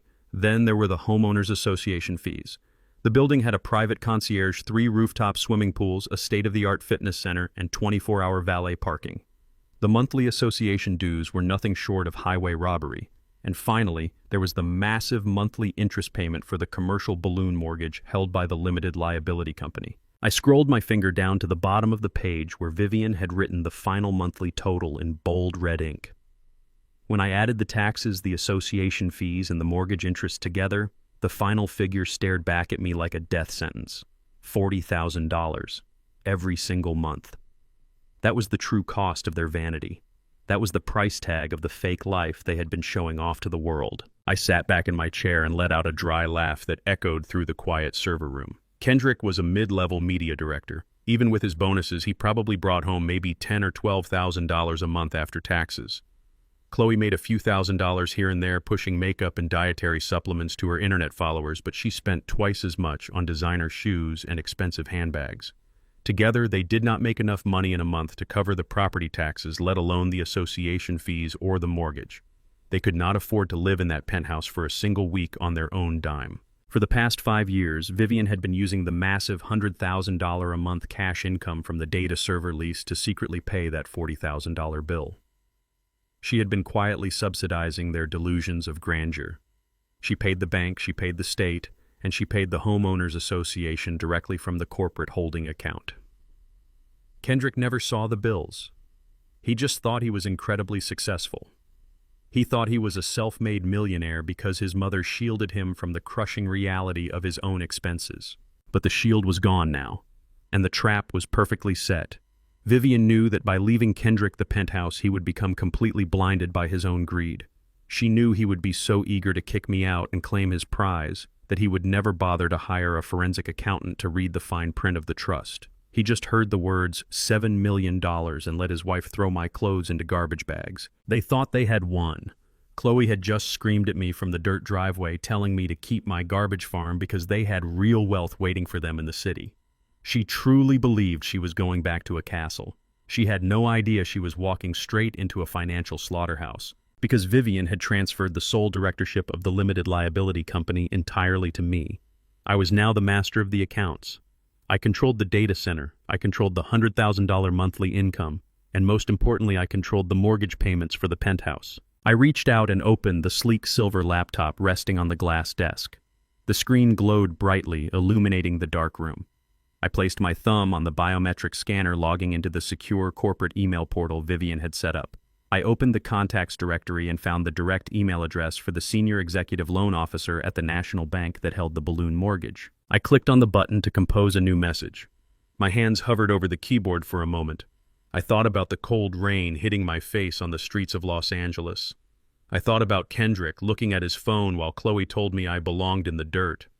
I thought about the county deputies showing up with weapons drawn, ready to drag me to an insane asylum just so my son could steal my land. Any remaining trace of paternal guilt vanished from my heart. A father is supposed to teach his son how to survive in the real world. Kendrick had lived in a fantasy world for far too long. It was time for his first real lesson.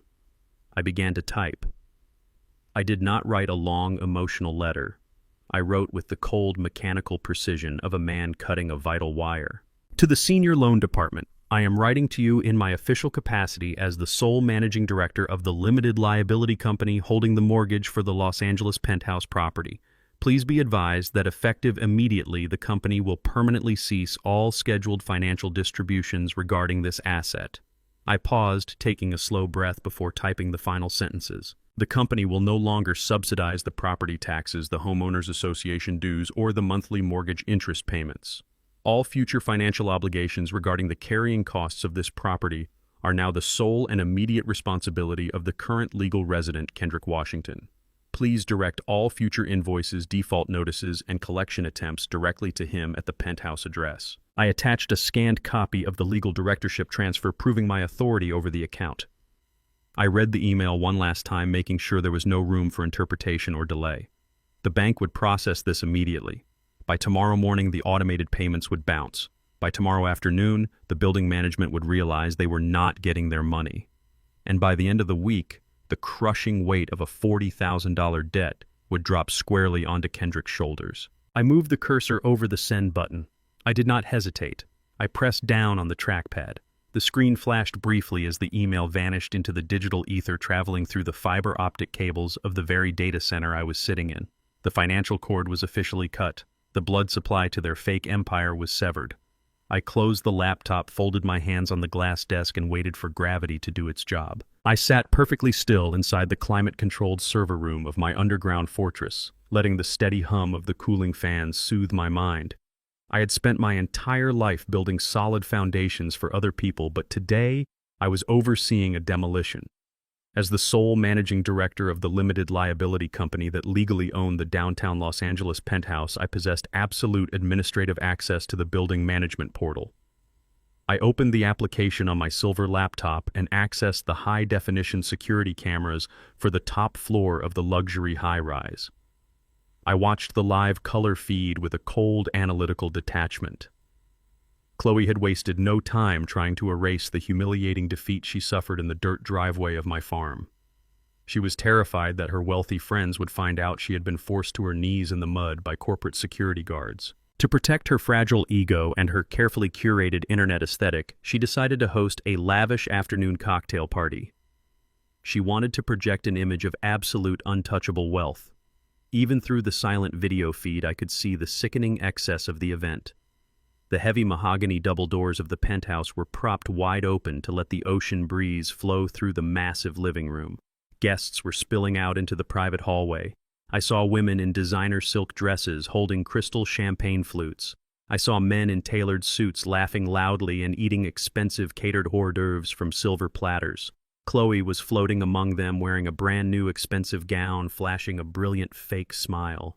She was acting as if she owned the world, completely oblivious to the fact that the floor beneath her feet was about to give way. Reality is a relentless force, and it operates on a very strict schedule. I checked the digital clock resting on the corner of my laptop screen. It was exactly 2 in the afternoon. On the security monitor, I watched the polished brass doors of the private elevator slide open at the end of the penthouse hallway. A man stepped out onto the thick plush carpet. He was not wearing a tuxedo or a designer suit. He wore a simple gray uniform and carried a thick clipboard along with a heavy roll of bright red industrial tape. He was a bonded legal courier operating on direct orders from the national bank that held the balloon mortgage. The courier walked straight down the hallway, ignoring the confused and annoyed stares of Chloe's wealthy friends. He reached the open mahogany doors. Chloe spotted him, and her fake smile instantly vanished. She quickly stepped forward, holding her crystal glass, trying to quietly shoo him away, as if he were a lost delivery boy ruining her perfect aesthetic. But the courier did not whisper, and he did not back down. He spoke loudly enough for everyone in the immediate vicinity to hear, confirming the residency of Kendrick Washington. Chloe tried to pull the heavy wooden doors shut, but the courier stepped firmly into the doorframe, blocking her attempt. He pulled a massive bright red document from his clipboard. It was a formal notice of default. In the realm of real estate finance, there is no document more devastating or more humiliating. The courier did not just hand the paper to her quietly. California banking law requires the notice to be visibly and securely posted on the primary entrance of the delinquent residence. The courier peeled the backing off the industrial tape and slapped the giant bright red paper directly onto the beautiful polished wood of the mahogany door. He then handed a thick sealed envelope to Chloe, tipped his hat politely, and walked back down the hallway toward the elevator. The entire corridor went completely silent. The loud laughter stopped abruptly. The clinking of crystal champagne glasses ceased. Every single one of Chloe's influencer friends turned their heads to stare at the bright red paper stuck to the door. It was impossible to miss or ignore. It stated in bold black letters that the residents were in severe financial default and faced immediate foreclosure and eviction. Chloe's face turned the color of ash. The grand illusion of her $7 million empire shattered right there in front of the exact people she cared about impressing the most. She stood paralyzed, holding her champagne glass, while her guests began to whisper and step away from her as if poverty were a contagious disease. Inside the penthouse, Kendrick was completely unaware of the public humiliation unfolding at his front door. I knew exactly what he was doing because my secure banking portal provided me with real-time alerts on all financial inquiries linked to the corporate accounts. Kendrick had just received the automated digital alert from the bank stating that his massive mortgage payment had bounced. He was sitting in his home office, desperately trying to fix the problem before his wife found out. Through my administrative access, I watched his digital footprints as he frantically logged into his personal financial accounts. He believed he could simply use his corporate salary to cover the emergency. He thought he was a wealthy media director with a massive safety net. But my wife Vivian had always warned me about Chloe's relentless spending habits and her insatiable greed. Kendrick logged into the joint checking account he shared with his wife, expecting to see his accumulated salary waiting for him. Instead, he found a devastating reality. I watched the numbers flash on my screen.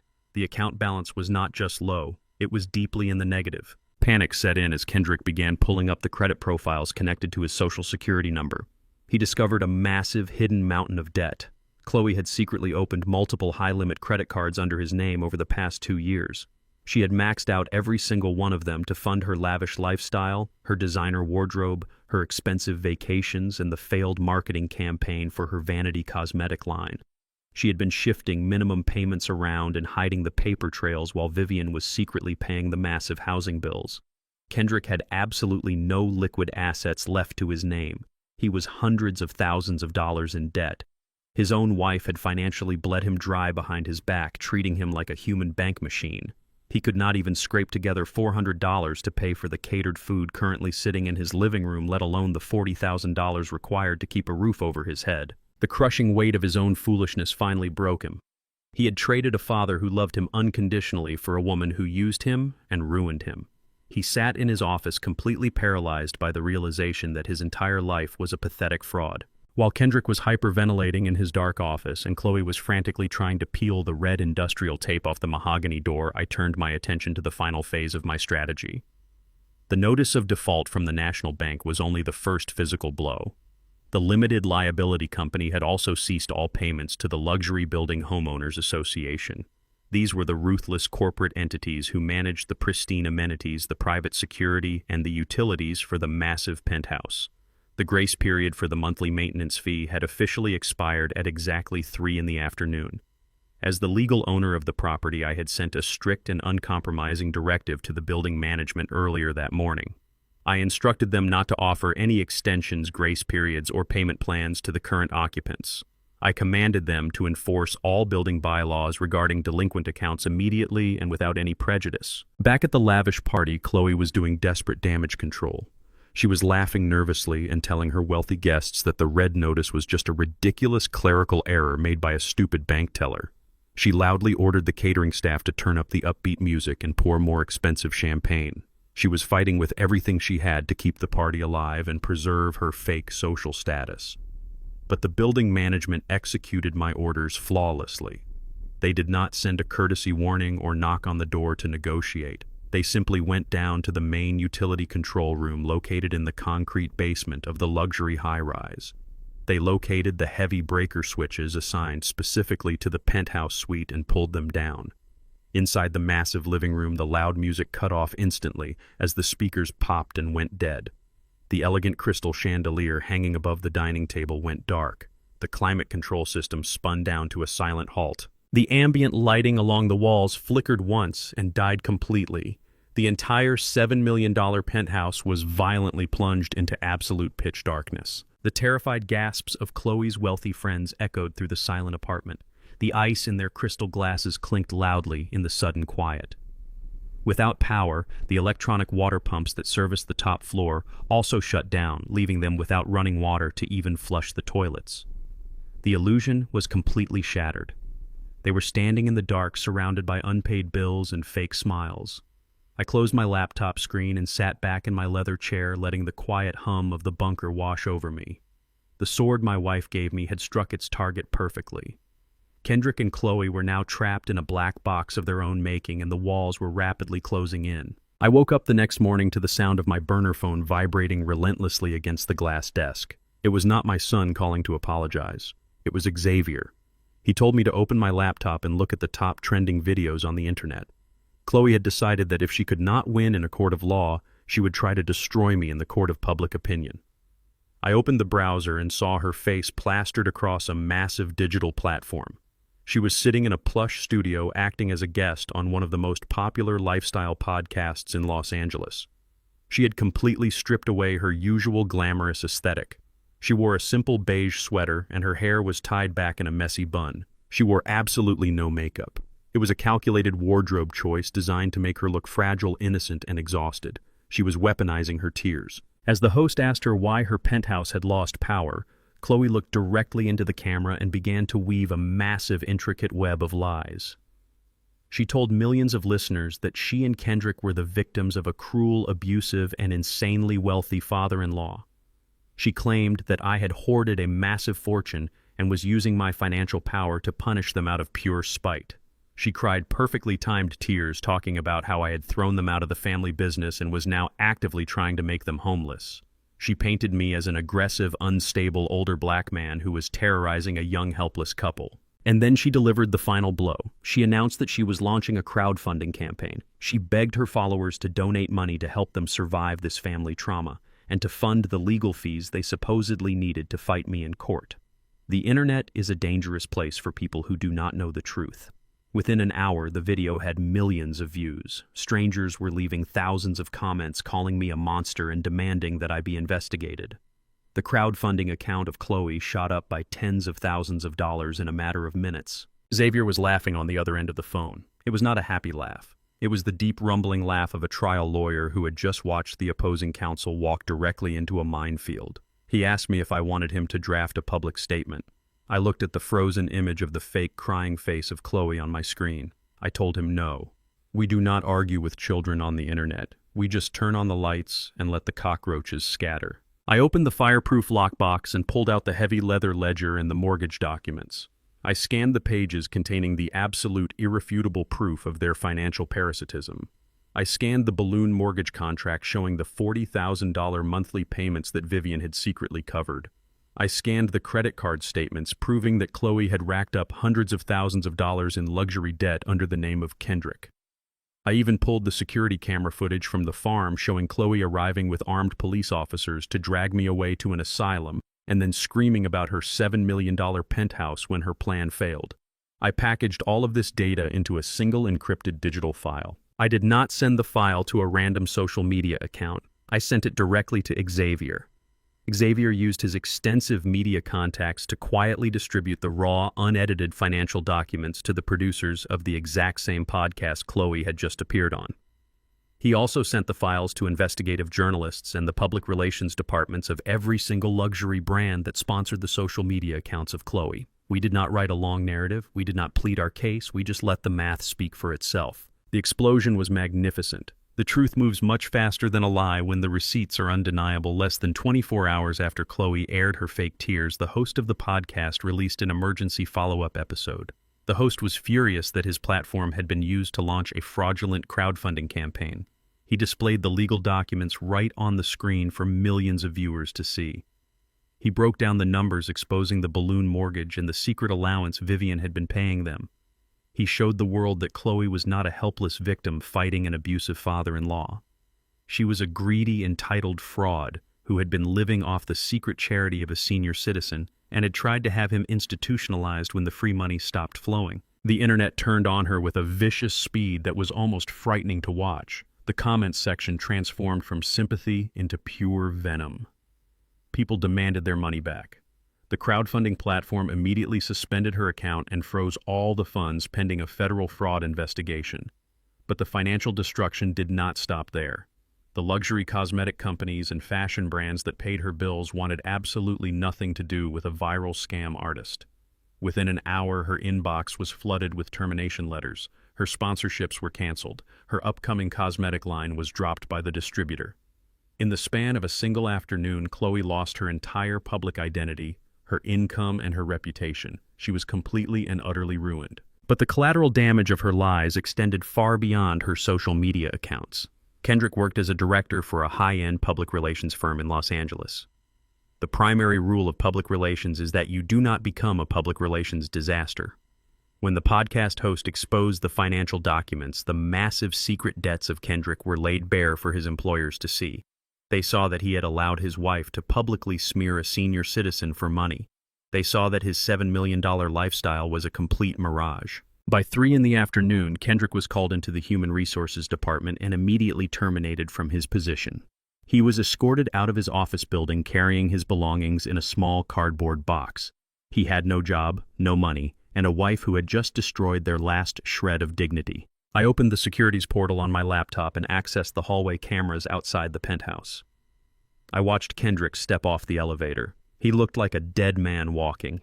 His tailored suit was wrinkled and his shoulders were slumped. He pushed open the heavy mahogany door and stepped into the pitch-black apartment. The electricity was still cut off. The building was dead silent. The air conditioning had been off for 2 days and the oppressive heat of the city was trapped inside the glass walls. The smell of rotting, expensive catered food lingered in the stale air. Through the ambient audio feed, I heard the door click shut behind him. Chloe was sitting in the dark living room. She was illuminated only by the pale glow of her smartphone as she frantically read the hateful comments flooding her pages. She looked up when Kendrick entered. He did not say hello. He dropped his cardboard box on the floor. The sound echoed loudly in the empty space. He walked slowly toward her, and the shadows hid his face. He backed her into the corner of the dark room. His voice was trembling with a dark rage I had never heard from him before. He told her she ruined him. He whispered that he lost his job and his accounts were hundreds of thousands of dollars in the negative. He demanded to know where her savings were. He demanded to know where the money from her brand deals went because they needed it to survive right now. Chloe pressed her back against the cold glass of the window, completely terrified. She stammered and told him she did not have any savings. She admitted she spent it all on shoes and cosmetic promotions. Kendrick stepped closer, and his silhouette towered over her in the suffocating darkness. The morning sun rose over the central valley, casting a harsh, bright light across the dead weeds and rusted tractors of the farm. Inside the underground bunker, the temperature remained a constant, perfectly chilled 68 degrees. I was sitting at the glass desk, drinking a cup of cheap black coffee that I had brewed in a small plastic coffee maker I brought from my truck. The digital monitors on the wall displayed the quiet perimeter. The internet had done its job overnight. The fake empire of my son and his wife was completely dismantled. They were sitting in a dark penthouse with no electricity, no running water, no jobs, and no future. I expected silence for the rest of the day. I expected them to spend their time turning on each other in the dark. But a rat will always try to find a piece of driftwood when the ship goes under. Around 10 in the morning, the perimeter motion sensors chimed softly. I looked up at the high-definition security feed. A single white luxury sedan was speeding down the dirt road, kicking up a massive cloud of yellow dust. The car swerved slightly, avoiding the deep ruts in the earth before slamming on the brakes right in front of the fortified steel porch. The driver's side door opened and Chloe stepped out. She was completely alone. She did not have an armed police escort this time. She did not have her wealthy influencer friends. She looked absolutely terrible. The glamorous facade she usually wore was completely gone. Her hair was pulled back tightly, and she wore large dark sunglasses to hide her swollen eyes. She walked up the creaking wooden steps of the decoy porch and stood in front of the heavy steel blast doors. She looked around nervously, making sure nobody had followed her. Then she reached out and pressed the small silver intercom button hidden in the doorframe. "Harlan," she said, her voice trembling through the audio speaker on my desk. "Harlan, please, I know you are in there. I know you can hear me. Please open the door. I came alone. I just want to talk to you. I made a terrible mistake and I need to explain everything. Please just give me 5 minutes." I sat back in my leather chair and took a slow sip of my black coffee. I was fascinated by the absolute lack of shame this woman possessed. Just 24 hours ago, she had ordered armed deputies to drag me away to an insane asylum so she could steal my land. Now she was standing on my porch begging for an audience. I decided to let her inside, not because I felt any pity for her, but because I wanted to look her in the eye and see exactly how low a parasite will sink to survive. I pressed the release button on my console. The heavy magnetic locks disengaged with a loud thud and the steel blast doors slowly hissed open. Chloe stepped cautiously into the decontamination corridor. When the doors sealed shut behind her, she jumped, slightly terrified by the heavy metallic sound. She walked through the second set of sliding glass doors and entered the massive server room.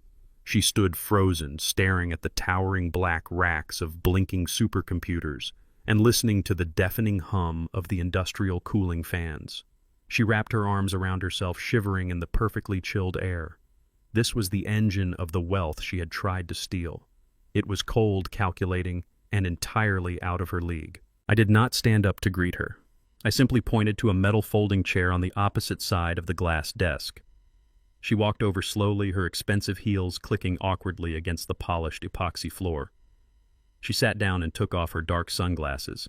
Her eyes were bloodshot and puffy from crying real tears this time. I poured a second cup of cheap black coffee from the plastic pot and slid it across the glass desk toward her. She looked at the cheap styrofoam cup as if it were poison, but she wrapped her trembling hands around it anyway to absorb the heat. "Thank you, Harlan," she whispered, looking down at her hands. "I know you have every right to hate me. I know what the internet is saying about me. I know I look like a monster, but you have to understand that none of this was my idea." I leaned forward, resting my elbows on the desk. I did not say a word. I just let the silence stretch out, forcing her to fill the void with her lies. "It was Kendrick," she said, her voice breaking perfectly. "He forced me to do all of it. He has been out of his mind ever since Vivian passed away. He was the one who found that old medical record about your head injury. He was the one who hired the sleazy lawyer and bribed the judge to get the medical warrant. He told me that if I did not play along and act like the concerned wife, he would divorce me and leave me with nothing. He made me go on that podcast, Harlan. He wrote the script and forced me to cry for the cameras. He is abusive and controlling, and I am absolutely terrified of him." It was a brilliant performance. If I were a younger man or a softer man, I might have believed the terror in her voice. She was trying to play the classic damsel in distress. She was leaning across the desk, trying to look small and vulnerable, hoping my protective instincts as an older man would kick in. She wanted me to view her as a victim of my terrible son, rather than the architect of his ruin. "You came all the way out here to tell me my son is a bad husband?" I asked, my voice completely flat and devoid of emotion. I came here to offer you a deal, she said, her tone suddenly shifting from desperate to calculating. Her tears magically stopped flowing and the sharp, greedy light returned to her eyes. She leaned closer, lowering her voice over the hum of the servers. I know you want to destroy him for what he did to you, she continued. I know you want to make sure he never touches a single penny of your money or this farm. But you need proof. You need someone on the inside who can testify against him in a court of law. I am willing to be your star witness, Harlan. I will go to the police today. I will sign a sworn affidavit stating that Kendrick forged the medical documents, planned the false imprisonment, and orchestrated the entire conservatorship fraud. I will hand him to you on a silver platter. He will go to federal prison for years. I took another sip of my coffee, letting the bitter liquid coat my tongue. And what exactly do you want in exchange for this noble act of truth, I asked. She took a deep breath, squaring her shoulders. I want out of this marriage, she said firmly. But Kendrick is completely broke.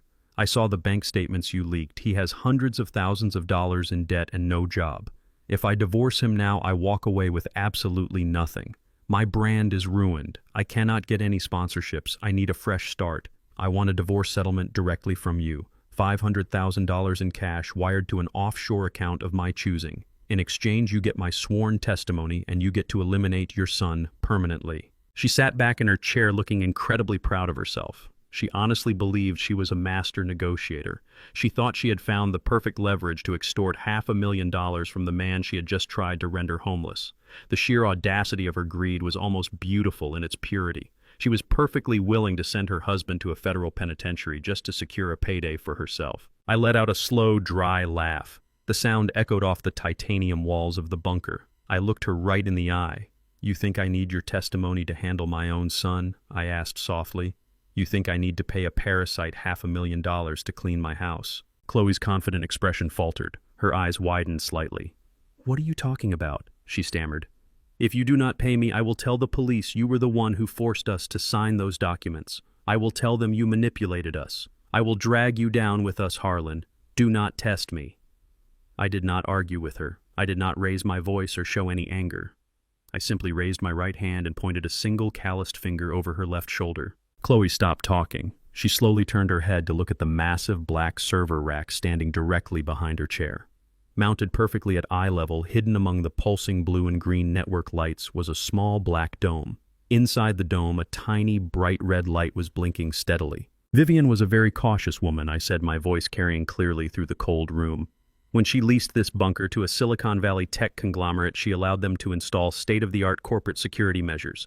That little dome behind you is a high-definition 4K resolution security camera. It is equipped with military-grade directional microphones. It does not just record video, Chloe. It records crystal-clear audio. Chloe's face turned absolutely, completely pale. The blood drained from her cheeks and her mouth fell open in silent horror. She looked back at me and then back at the blinking red light. It has been recording every single word you have said since you walked through those blast doors, I continued. It recorded you admitting that the conservatorship was a complete fraud. It recorded you admitting that you lied on the podcast. And most importantly, it recorded you trying to extort $500,000 from me while offering to frame your husband for a federal crime. No, she whispered, her voice barely audible over the hum of the cooling fans. No, you cannot do this. You have to delete that. I reached out and pulled my silver laptop closer to me. I pressed a few keys, accessing the internal security network of the server node. I found the file containing the last 15 minutes of footage. I clicked the button to compress the file and attach it to a new email. I told you yesterday that you belong in the dark, I said, my fingers hovering over the keyboard. And down here in the dark, I control the roots. I entered the email address of my son. Kendrick was probably sitting in the pitch-black penthouse right now, staring at the walls and wondering how his life had fallen apart so quickly. He was probably wondering if there was any way to salvage his marriage. Please! Harlan, Chloe begged, standing up from her chair and reaching across the glass desk. Her hands were shaking violently. Do not send that to him. He will kill me. He will absolutely destroy me. I will do anything you want. Just delete the file. I looked at the send button on the screen. I thought about the 3 black trash bags sitting in the rain. I thought about my wife Vivian and the brilliant trap she had set to protect me from these exact monsters. I pressed the trackpad. The screen flashed, confirming the email had been successfully delivered. "I just sent your entire confession directly to your husband," I said, closing the laptop with a sharp snap. "I suggest you get back in your car and start driving. Because when Kendrick watches that video and realizes you just tried to sell him to a federal prison for cash, he is not going to be very happy to see you. Now get out of my bunker." I woke up before dawn the next morning. The underground bunker was completely quiet except for the steady hum of the cooling fans. I went to the small storage closet near the sleeping quarters and pulled out the dark custom suit I had brought with me from the city. It was the exact same suit I wore to bury my wife Vivian. The dark fabric was heavy and immaculate. I put it on, slowly adjusting the tie and buttoning the jacket with precise movements. I sat down and polished my heavy leather work boots until the black surface shined brightly under the fluorescent lights. I was not going back to Los Angeles as a broken victim. I was returning as the landlord. I walked out of the bunker and climbed into my old 1998 Ford truck. I drove down the dirt road, leaving the rusted gates of the farm behind me. The morning sun was just starting to burn off the thick fog of the Central Valley. I merged onto the southbound highway, pointing the hood of the truck toward the city. The long drive gave me time to clear my mind. I thought about the decades I spent sacrificing my own comfort and safety for the boy who currently lived in that penthouse. I thought about how easy it was for him to watch his wife throw me onto the street in the pouring rain. I felt no anger anymore. Anger is a hot, unstable emotion, and it makes a man careless. What I felt was absolute cold precision. I was a structural engineer inspecting a condemned building right before the wrecking ball hit the walls. The glittering skyline of Los Angeles appeared through the morning smog. The traffic grew heavy, but I navigated the familiar streets with ease. I pulled up to the front entrance of the massive luxury high-rise building. The valet stepped forward expecting a sleek sports car or a luxury sedan. He stopped dead in his tracks when he saw my rusted truck rumbling loudly in the pristine circular driveway. I put the vehicle in park and stepped out. I tossed the heavy metal keys to the stunned young man. "Keep it parked right here front and center," I told him. I walked through the sliding glass doors and entered the grand lobby. The marble floors gleamed under the massive chandeliers. The concierge standing behind the polished mahogany desk looked up. He recognized me immediately. He had been there on the day Chloe ordered the staff to change the locks and throw my bags out. He reached nervously for his telephone, probably to call the building security team. I walked straight up to his desk and placed my calloused hand flat on the cold marble. "I am Harlan Washington," I said, my voice echoing loudly in the quiet lobby. "I am the sole managing director of the limited liability company that owns the top-floor penthouse. If you pick up that phone, I will personally ensure you are looking for a new job by noon." The concierge swallowed hard and slowly pulled his hand away from the receiver. He nodded silently, taking a step back. I walked past him and approached the private elevator. Chloe had bragged about changing the biometric locks to keep me out, but she did not understand that a lock only keeps out the people who do not own the door. I placed my thumb firmly on the master security scanner. The system read my fingerprint, accessed the federal corporate database, and instantly verified my absolute administrative ownership. The digital screen flashed green and the heavy brass doors slid open smoothly. I stepped inside and pressed the button for the top floor. The elevator ride was completely silent.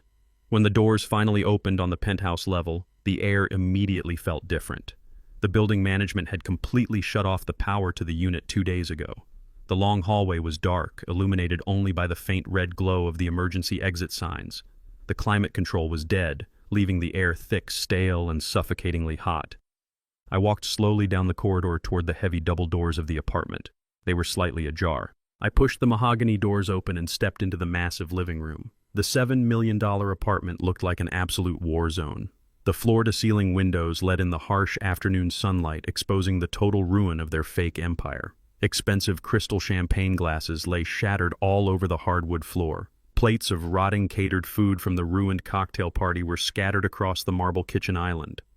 The smell of sour wine and unwashed dishes filled the stifling air. Designer clothes, expensive shoes, and luxury handbags were thrown frantically across the expensive furniture. They were packing their bags. They were desperately trying to salvage whatever material wealth they could carry before the bank threw them out onto the street. But the mess was not just physical. From the far corner of the massive room came the sound of vicious screaming. It was Kendrick and Chloe. They were standing in the dining room, completely tearing each other apart. Neither of them noticed me walk in. Kendrick was sweating profusely, his expensive dress shirt unbuttoned and wrinkled. Chloe looked like a cornered wild animal, her hair tangled and her face bright red with rage. Sitting on the dining table between them was the silver laptop belonging to Kendrick. It was running low on battery power. Playing on an endless loop at maximum volume was the video file I had emailed him the day before. The crisp 4K resolution security footage showed Chloe sitting in my underground bunker. Over and over again, the audio played her exact treacherous words. "I want out of this marriage. He is abusive and controlling. I will hand him to you on a silver platter. He will go to federal prison for years. I want a divorce settlement directly from you. $500,000 in cash." Kendrick was pointing furiously at the glowing screen, his hands shaking violently. "You were going to sell me to a federal prison," he screamed, his voice cracking with pure desperation. "You were going to frame me for the medical warrant and take his money.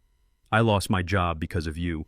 I am hundreds of thousands of dollars in debt because of your stupid credit cards. You ruined my entire life." Chloe screamed right back at him, stepping forward with her fists clenched tight. "You ruined your own life, you pathetic loser," she yelled.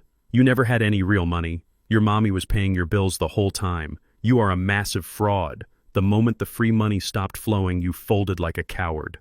I should have left you years ago when I had the chance." I stood in the shadows of the living room watching the two of them destroy whatever tiny illusion of love they had left. It was a pathetic display. This was the glorious high society life they had chosen over their own family. This was the inevitable result of a foundation built entirely on vanity, greed, and lies. I walked slowly out of the shadows, my heavy boots crunching loudly over the shattered crystal glass on the floor. The sound made them both stop instantly. They turned their heads toward the living room. When they saw me standing there in my dark, tailored suit, the blood completely drained from their sweaty faces. The laptop continued to play the looping video of the ultimate betrayal, filling the dead silence of the hot apartment. Kendrick stumbled backward, hitting the edge of the dining table. "Dad," he whispered, his voice trembling in disbelief. He looked at me as if he were seeing a ghost. Chloe immediately took a step away from him, trying to physically distance herself from the wreckage. She looked at me with pure terror in her eyes, knowing that her extortion attempt had been completely exposed to the one person she feared the most. She had nowhere left to run and absolutely no lies left to tell. Kendrick fell heavily to his knees on the hardwood floor, right among the scattered clothes and broken glass.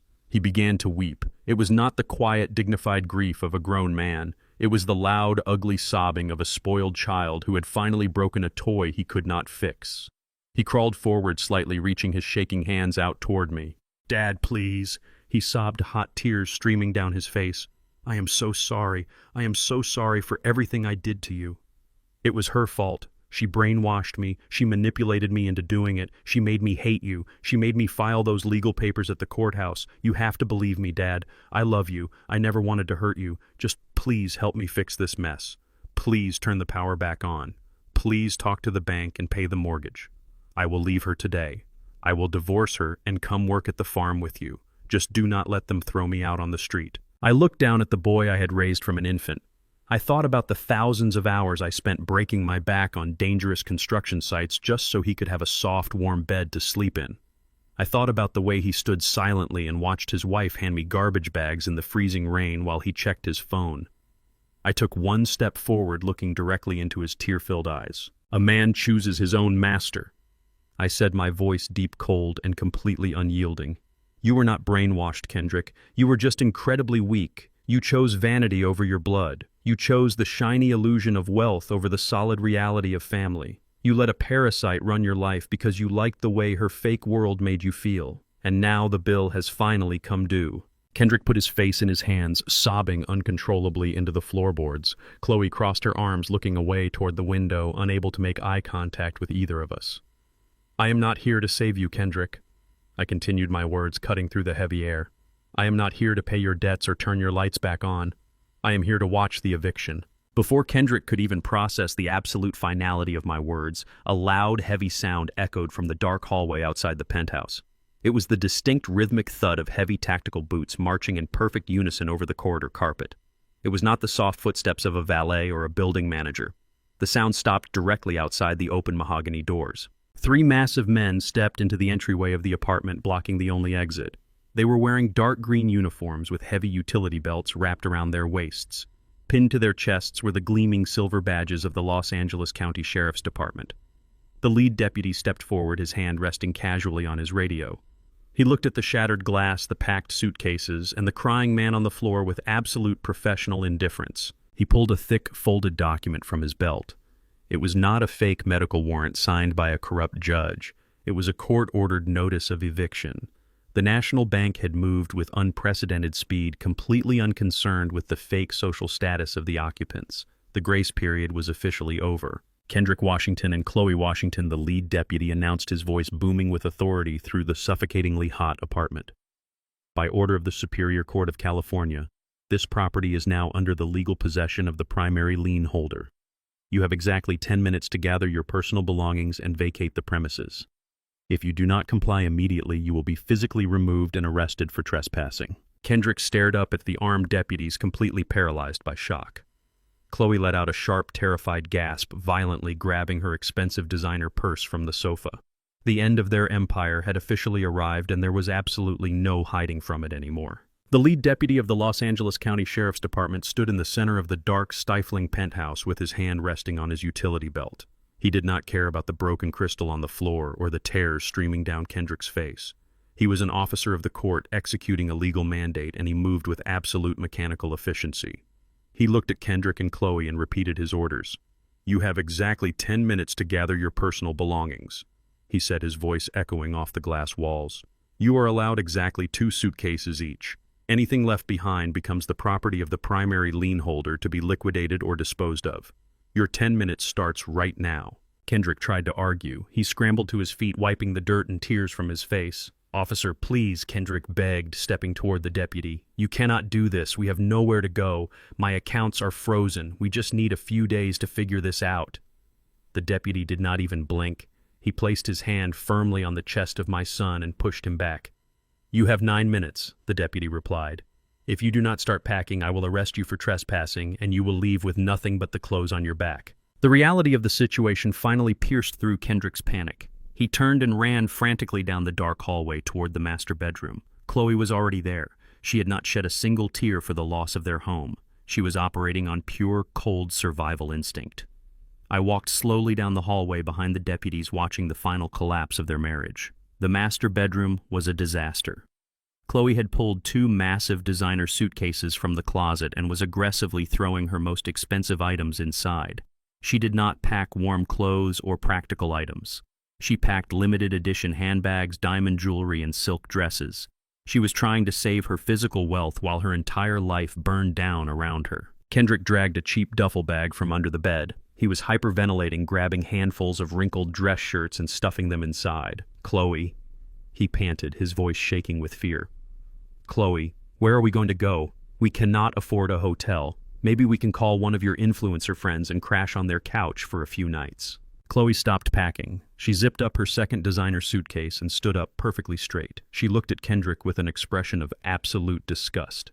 She looked at him the exact same way she had looked at me when she handed me garbage bags in the rain just a few days ago. "We are not going anywhere, Kendrick," she said, her voice sharp and completely devoid of any affection. "I am going to a hotel. You are going to figure out your own miserable life." Kendrick froze, his hands clutching a wrinkled shirt. "What are you talking about?" he whispered. "We are married, Chloe. We have to stick together. We can fix this." "There is nothing left to fix," she spat, grabbing the handles of her heavy suitcases. "You are broke. You have no job. You are hundreds of thousands of dollars in debt because you were too stupid to manage your own money. You think I am going to live on the street with you. You think I am going to ride a public bus and eat canned food. I am a brand, Kendrick. I need a certain lifestyle, and you can no longer provide it." She dragged her suitcases toward the bedroom door, but Kendrick stepped in front of her, blocking her path. "How are you paying for a hotel?" he demanded, his voice rising in anger. "Your accounts are frozen too. Where are you getting the money?" Chloe let out a cruel, condescending laugh. "You really are an idiot," she said, shaking her head. "Did you honestly think you were the only man I was talking to? I saw the ship sinking months ago. I have been seeing a television producer in Beverly Hills. He is older, he is actually wealthy, and he does not need his mommy to pay his rent. He is waiting for me downstairs right now." The betrayal hit Kendrick like a physical blow. He stumbled backward, hitting the wall, His own wife, the woman he had abandoned his father for, had been preparing to replace him long before the money even ran out. She had used him to secure the penthouse lifestyle, and the moment the illusion shattered, she simply stepped over his body to find a new host. Chloe did not offer him a single word of comfort. She pushed past him, dragging her heavy bags down the dark hallway. "Time is up," the lead deputy shouted from the living room. "Drop everything else and move to the exit." The deputies escorted them out of the penthouse. I followed silently behind them. We stepped into the private elevator. The ride down to the lobby was agonizingly quiet. Kendrick stood in the corner holding his single cheap duffel bag, his head bowed in absolute defeat. Chloe stood on the opposite side, checking her reflection in the elevator doors, completely ignoring the man she had promised to love for the rest of her life. When the doors opened in the grand lobby, the concierge and the building staff were waiting. They watched silently as the wealthy, arrogant couple who had terrorized them for years was frog-marched out of the building by armed police officers. The concierge caught my eye and gave me a small, respectful nod. I nodded back. We pushed through the sliding glass doors and stepped out onto the concrete sidewalk. The Los Angeles sky had turned a dark, bruised gray. A cold, relentless rain had just begun to fall, hitting the pavement with a heavy, rhythmic sound. It was the exact same weather, the exact same curb, and the exact same building where they had thrown me away. The symmetry of the universe is rarely this perfect, but when a man builds a trap with enough patience, the world tends to provide the right conditions for the execution. Kendrick shivered, pulling his thin jacket tight against the cold rain. He dropped his duffel bag on the wet concrete, looking completely lost. A moment later, a sleek silver Mercedes sedan pulled up directly to the curb. The tinted window rolled down, revealing an older man with silver hair and expensive sunglasses sitting behind the steering wheel. He did not look at Kendrick, he just popped the trunk. Chloe did not hesitate. She handed her designer bags to the valet, who loaded them into the back of the Mercedes. She opened the passenger door and slid into the luxurious leather seat. She did not look back. She did not say goodbye to her husband. She simply closed the door, and the silver car sped away, merging smoothly into the heavy Los Angeles traffic, disappearing into the gray mist. Kendrick was left standing completely alone on the sidewalk. The rain began to fall harder, soaking through his clothes, matting his hair to his forehead. The deputies watched him for a moment to ensure he was entirely off the private property of the building, and then they turned around and walked back inside, locking the glass doors behind them. I walked past Kendrick without saying a word. I walked straight up to my rusted 1998 Ford truck, which the valet had kept parked directly in front of the building. I pulled the heavy metal keys from my pocket and unlocked the door. The sound of the old locks clicking open cut through the noise of the rain. Kendrick turned his head. He looked at me, and then he looked at the old truck, the same truck he had begged me not to park in front of his building because it ruined his aesthetic. Now it was the only shelter left in his entire world. He picked up his wet duffel bag and took a hesitant step toward me. "Dad!" He called out, his voice breaking. The rain washed the tears down his face, blending with the dirt and sweat. "Dad, please wait." I opened the heavy driver's side door and climbed up into the cabin. The vinyl seat was cold, but it was mine. I put the key in the ignition, and the old engine roared to life with a powerful, steady rumble. I turned on the windshield wipers, watching the rubber blades sweep the cold water away. Kendrick walked right up to the passenger side window. He stood there, shivering violently, holding his bag against his chest. "Dad, please." He begged, his voice muffled through the glass. "I have no money. I have nowhere to go. My phone is dead. Please just give me a ride. Just drop me off at a shelter or a bus station. I cannot stay out here in the rain. Please, Dad. I am your son." I looked at him through the water-streaked glass. I saw the boy I had carried on my shoulders. I saw the young man whose college tuition I had paid with my own blood and sweat. And I saw the coward who had watched his wife throw my life into garbage bags without saying a single word to defend me. I reached out and pressed the button on the door panel. The electric motor whirred loudly as the heavy glass window slowly rolled up, sealing the cabin tight. The sound of his begging was completely cut off, replaced by the quiet, steady rumble of my engine and the hum of the heater blowing warm air across my hands. I shifted the truck into drive. I did not look back at him. I pressed my foot down on the gas pedal, pulling away from the curb and merging into the sea of traffic. I left him standing right there on the wet concrete of Los Angeles with nothing but a cheap bag and the crushing weight of his own consequences. The eviction was complete. The slate was wiped clean.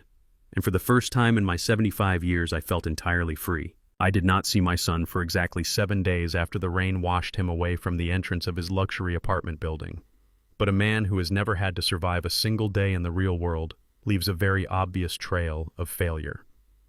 Through the financial monitoring alerts still attached to the corporate accounts, I could track the desperate final moments of his Los Angeles lifestyle. I also received updates from Xavier, who kept an ear to the ground in the city. Kendrick had always bragged about his massive network of elite contacts. He truly believed that the people who drank his expensive champagne and attended his catered rooftop parties were his brothers.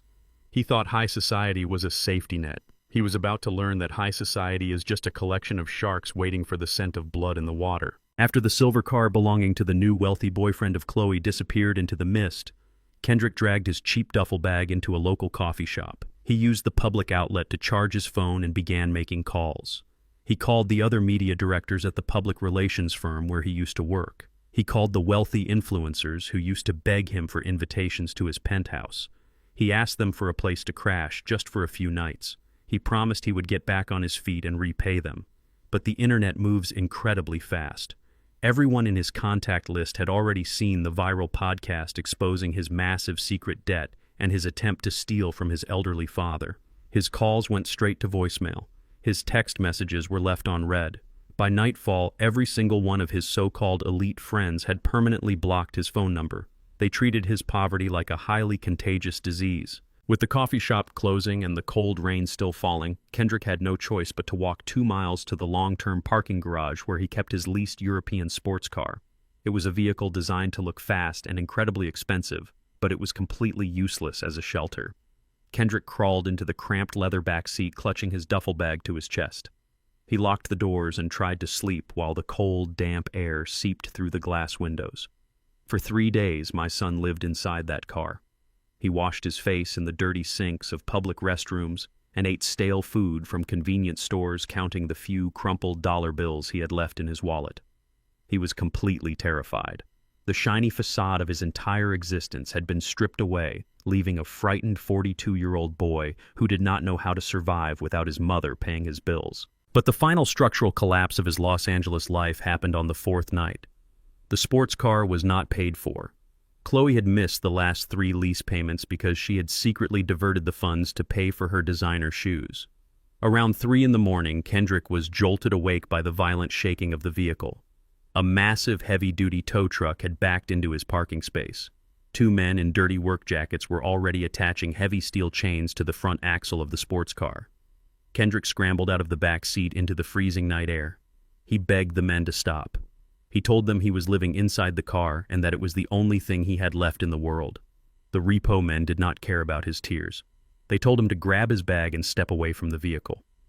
Kendrick stood on the oily concrete floor of the parking garage and watched the tow truck drag his final piece of luxury away into the darkness. He was officially homeless. He spent the next 3 days walking the chaotic, unforgiving streets of the city.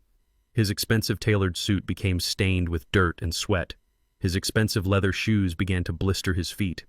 He slept on park benches, jumping at every loud noise, completely paranoid and exhausted. The hunger began to gnaw at his stomach. It was a deep, hollow pain that he had never experienced in his entire privileged life. On the morning of the 7th day, Kendrick was sitting on a cold concrete retaining wall near a public park. He was watching a father and a young son walking down the sidewalk. The father was wearing heavy work boots and a faded uniform. He was holding the hand of the little boy who was proudly pushing a brightly colored bicycle. Seeing that bicycle shattered the final wall of delusion inside the mind of Kendrick. The memory hit him with the crushing force of a collapsing building. Decades ago, when Kendrick was just 7 years old, we lived in a modest apartment in Detroit. I was working double shifts at the automotive plant, coming home with my hands covered in grease and my back aching in constant pain. Kendrick had begged me for a bicycle for his birthday. He wanted a very specific, expensive brand-name bike that all the wealthy kids on television rode. I could not afford it. Instead, I worked an extra weekend shift and bought him a sturdy, reliable bicycle from a local discount store. I brought it home feeling incredibly proud that I could give my son a gift. When I presented the bicycle to him, Kendrick did not smile. He did not say thank you. He looked at the generic logo on the frame and threw a massive screaming tantrum. He kicked the tires and yelled that I was embarrassing him. He told me he hated it, and he hated me for being poor. I did not raise my voice or punish him. I just quietly wheeled the bicycle into the garage and went to my bedroom to sleep before my next shift, hiding my absolute heartbreak. Sitting on that concrete wall in Los Angeles covered in dirt and starving, Kendrick finally realized the terrible truth. Chloe was not the only parasite in his life. Chloe had not brainwashed him into being a terrible person. She simply fed the arrogance and the entitlement that had always lived inside him. He was the boy who threw away the hard work of his father because it was not shiny enough. He was the man who traded his own flesh and blood for a luxury apartment. He realized that he was always the problem. The deep, crushing guilt washed over him. He had spent his entire life trying to run away from the dirt and the hard work of his father, only to find himself sitting in the gutter with absolutely nothing. Kendrick reached into his pocket and pulled out his money. He had exactly $20 left to his name. He could use it to buy a warm meal. He could use it to buy a cheap blanket to survive the cold nights on the street. But the hunger in his stomach was entirely overpowered by a desperate, overwhelming need to fix the foundation he had destroyed. He picked up his cheap duffel bag and began to walk. He walked for miles until he reached the downtown Greyhound bus terminal. The station was loud, crowded, and smelled of diesel fuel and despair. Kendrick walked up to the ticketing counter. He placed his last $20 bill on the glass. He asked the clerk for a one-way ticket to the Central Valley. The bus ride took several hours. Kendrick sat perfectly still in the back row, surrounded by people he used to mock and look down upon from his penthouse balcony. He stared out the scratched plastic window, watching the sprawling concrete of the city slowly give way to the flat, brown agricultural fields of the valley. He did not know what he was going to say to me. He did not know if I would even open the door. He just knew he had to get back to the only real thing he had ever known. The bus dropped him off at a rural gas station situated on the edge of the county highway. It was the middle of the afternoon, and the Central Valley sun was absolutely blistering. The heat radiated off the asphalt in shimmering waves. Kendrick had no money left for a taxi. He adjusted the strap of his duffel bag over his tired shoulder and began to walk. The farm was exactly 5 miles away. Every step was pure agony. The hot sun beat down on his back, soaking his ruined dress shirt in thick sweat. The dust from the passing trucks coated his face, and his throat burned with severe dehydration. But he kept walking. He walked past miles of empty fields and irrigation ditches, his expensive shoes practically falling apart on the jagged gravel of the shoulder. He pictured the farm in his mind. He expected to find the long, winding dirt road. He expected to see the rusted iron gate hanging off its broken hinges. He expected to walk up to the rotting wooden porch and beg for a job sweeping the floors of my bunker. After 2 hours of brutal walking, he finally recognized the turnoff for the property. He dragged his feet down the dirt path, his head hanging low, completely exhausted. He raised his eyes, preparing to see the graveyard of rusted tractors and the collapsed grain silo. But Kendrick stopped dead in his tracks. The heavy duffel bag slipped from his shoulder and hit the dirt. The rusted iron gate was completely gone. The dead weeds and the overgrown brush had been entirely cleared away. In its place stood a massive, gleaming security checkpoint. 2 heavy steel reinforced barricades blocked the entrance. A towering guard booth constructed of tinted bulletproof glass and dark metal stood perfectly in the center of the widened paved driveway. Multiple high-definition security cameras swept the perimeter, mounted on tall steel poles. Standing outside the booth, wearing dark tactical uniforms and holding heavy automatic rifles, were 2 heavily armored corporate security operators. Kendrick stared at the imposing fortress, completely paralyzed. He had walked through hell to come back to the dirt, but the dirt had transformed into an impenetrable empire, and he was standing on the outside looking in. I sat in the climate-controlled security room of my underground bunker, watching the live feed from the perimeter cameras. The scorching afternoon sun of the Central Valley was baking the asphalt driveway outside the main gates. My son Kendrick was standing there. He had just walked 5 miles down a desolate highway in the blistering heat. His expensive leather shoes were completely shredded by the gravel.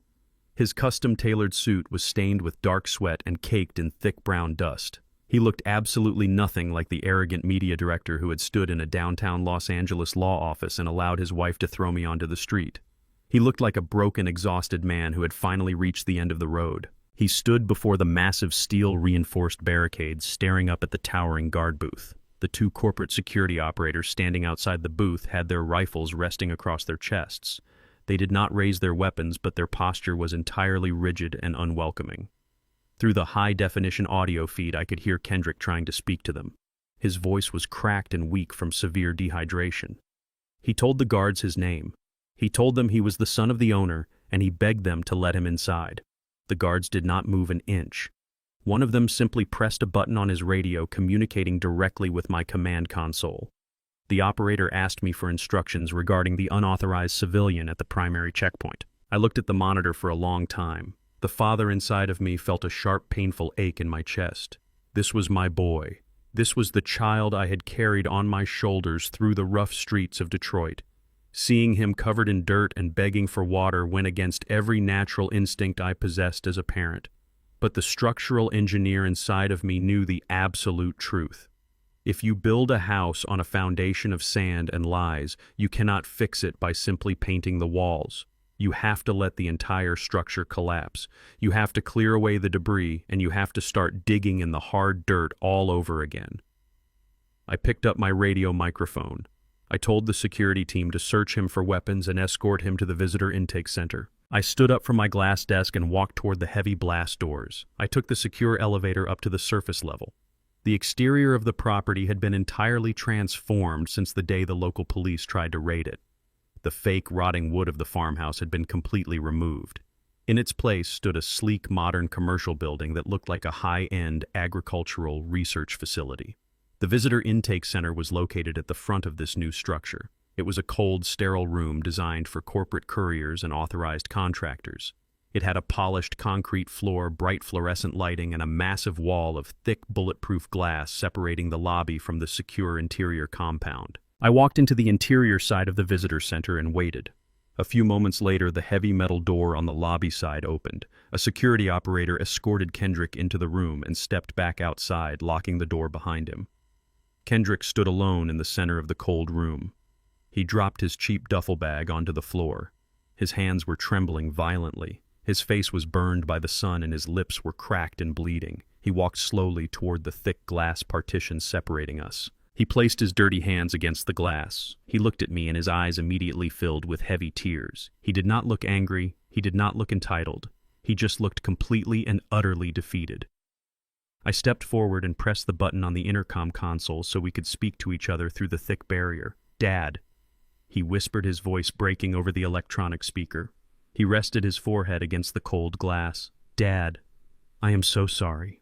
I stood with my hands clasped behind my back, looking at him with a steady, unblinking gaze. I did not speak. I let him find the words he had been running away from his entire life. "I lost everything," Kendrick said, the tears spilling down his dusty cheeks. "They took my car. They took my job. Chloe left me for another man before the eviction was even finished. My friends will not even answer my phone calls. I slept in a parking garage and I spent my last $20 on a bus ticket just to get out here."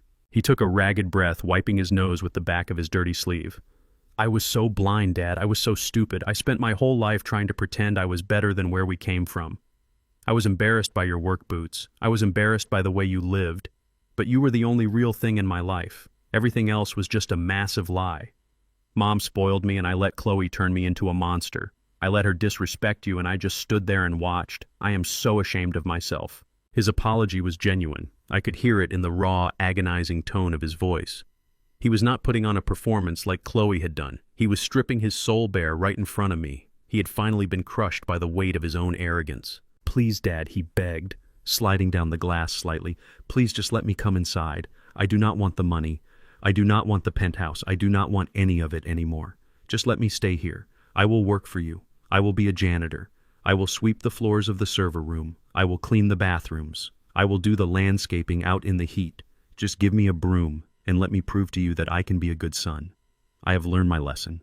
I swear to God I have learned my lesson.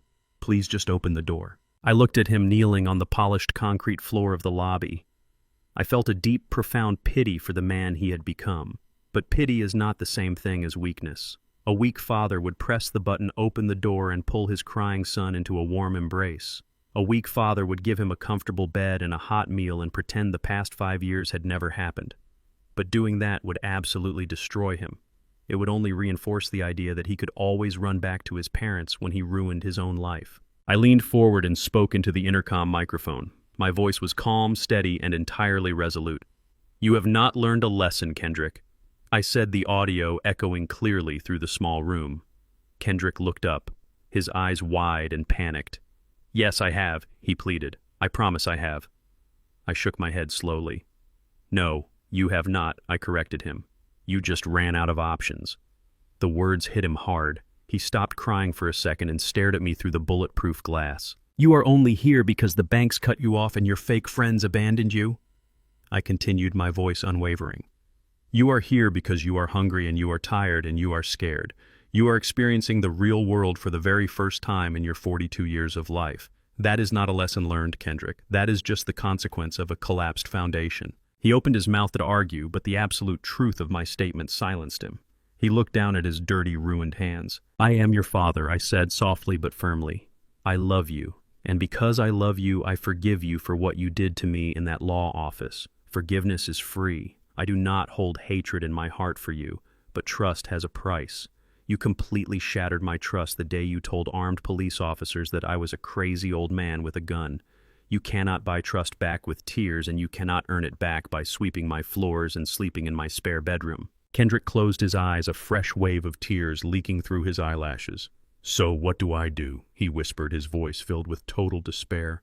"How do I fix this if you will not let me inside?" "You have to build your own life," I told him. "You have to build it from the dirt up just like I did. You have to earn your own shelter. You have to earn your own food. You have to find out what kind of man you actually are when nobody is paying your bills." I reached into the inside pocket of my work jacket. I pulled out a plain white envelope.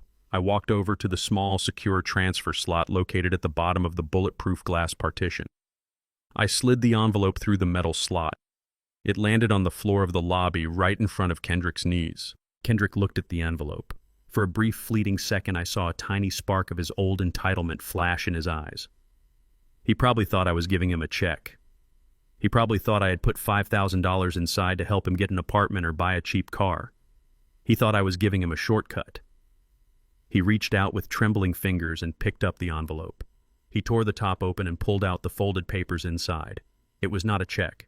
It was not cash. It was a printed list of every single homeless shelter, low-income housing program, and public food bank operating in the Central Valley. Stapled directly behind that list was a blank job application for a heavy manual labor position at a local commercial construction company that was building a new highway overpass about 10 miles away. It was a job pouring concrete, tying rebar, and working under the blistering sun for minimum wage. Kendrick stared at the papers. The reality of his new life finally settled over him like a heavy iron blanket. There were no shortcuts left. There was no safety net. There was only the dirt and the hard work ahead of him. He looked up at me, his face pale and completely silent.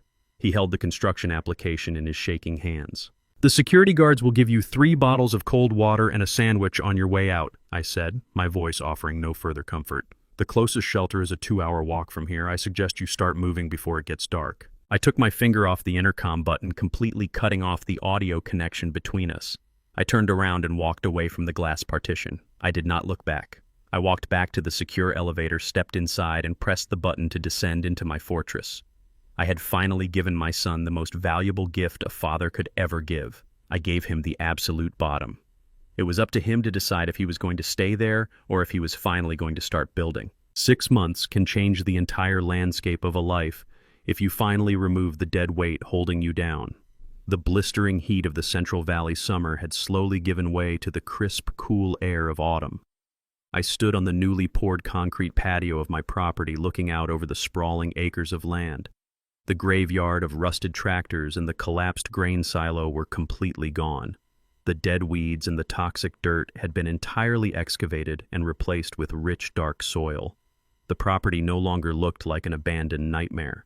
It had been reborn. The corporate conglomerate leasing the underground data center had agreed to fund a massive exterior renovation to maintain absolute operational secrecy. They realized that a decaying farm drew too much unwanted attention from local authorities, as my son and his wife had so perfectly demonstrated. So we changed the camouflage. We transformed the 50 acres of barren dirt into a breathtaking high-end vineyard. Perfectly manicured rows of lush green grapevines stretched out toward the horizon. A beautifully constructed tasting room with large bay windows and polished stone walls stood where the rotting farmhouse used to be, but the beauty was only skin deep. Beneath the polished stone and the elegant wooden beams, the military-grade titanium blast doors remained completely intact.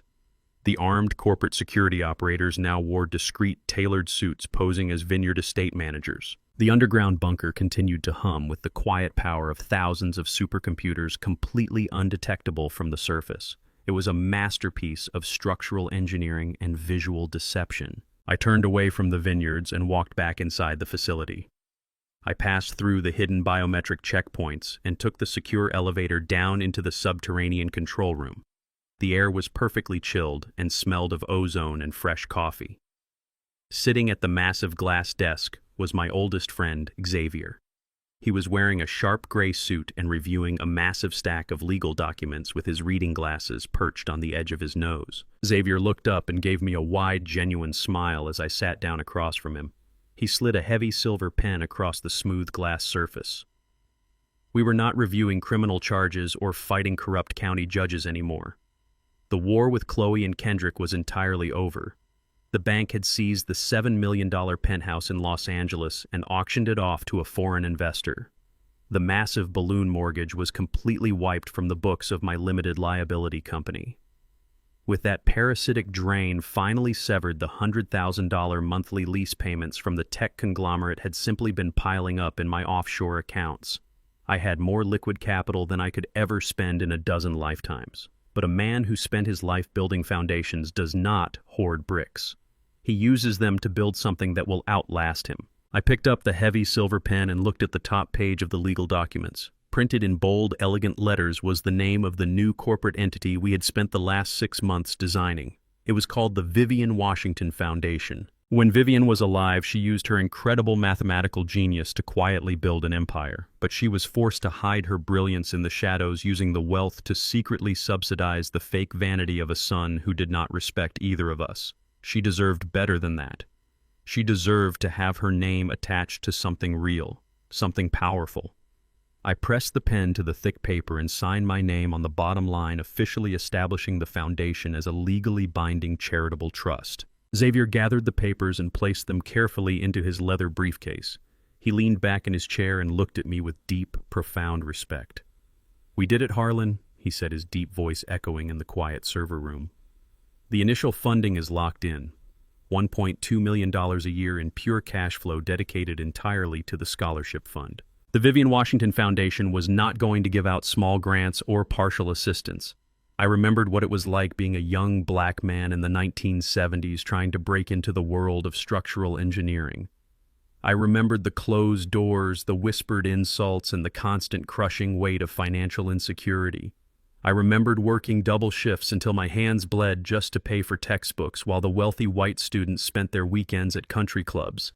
I wanted to destroy that barrier for the next generation. The foundation was designed to provide absolute full-ride engineering scholarships to underprivileged black youth across the Central Valley and the greater Los Angeles area.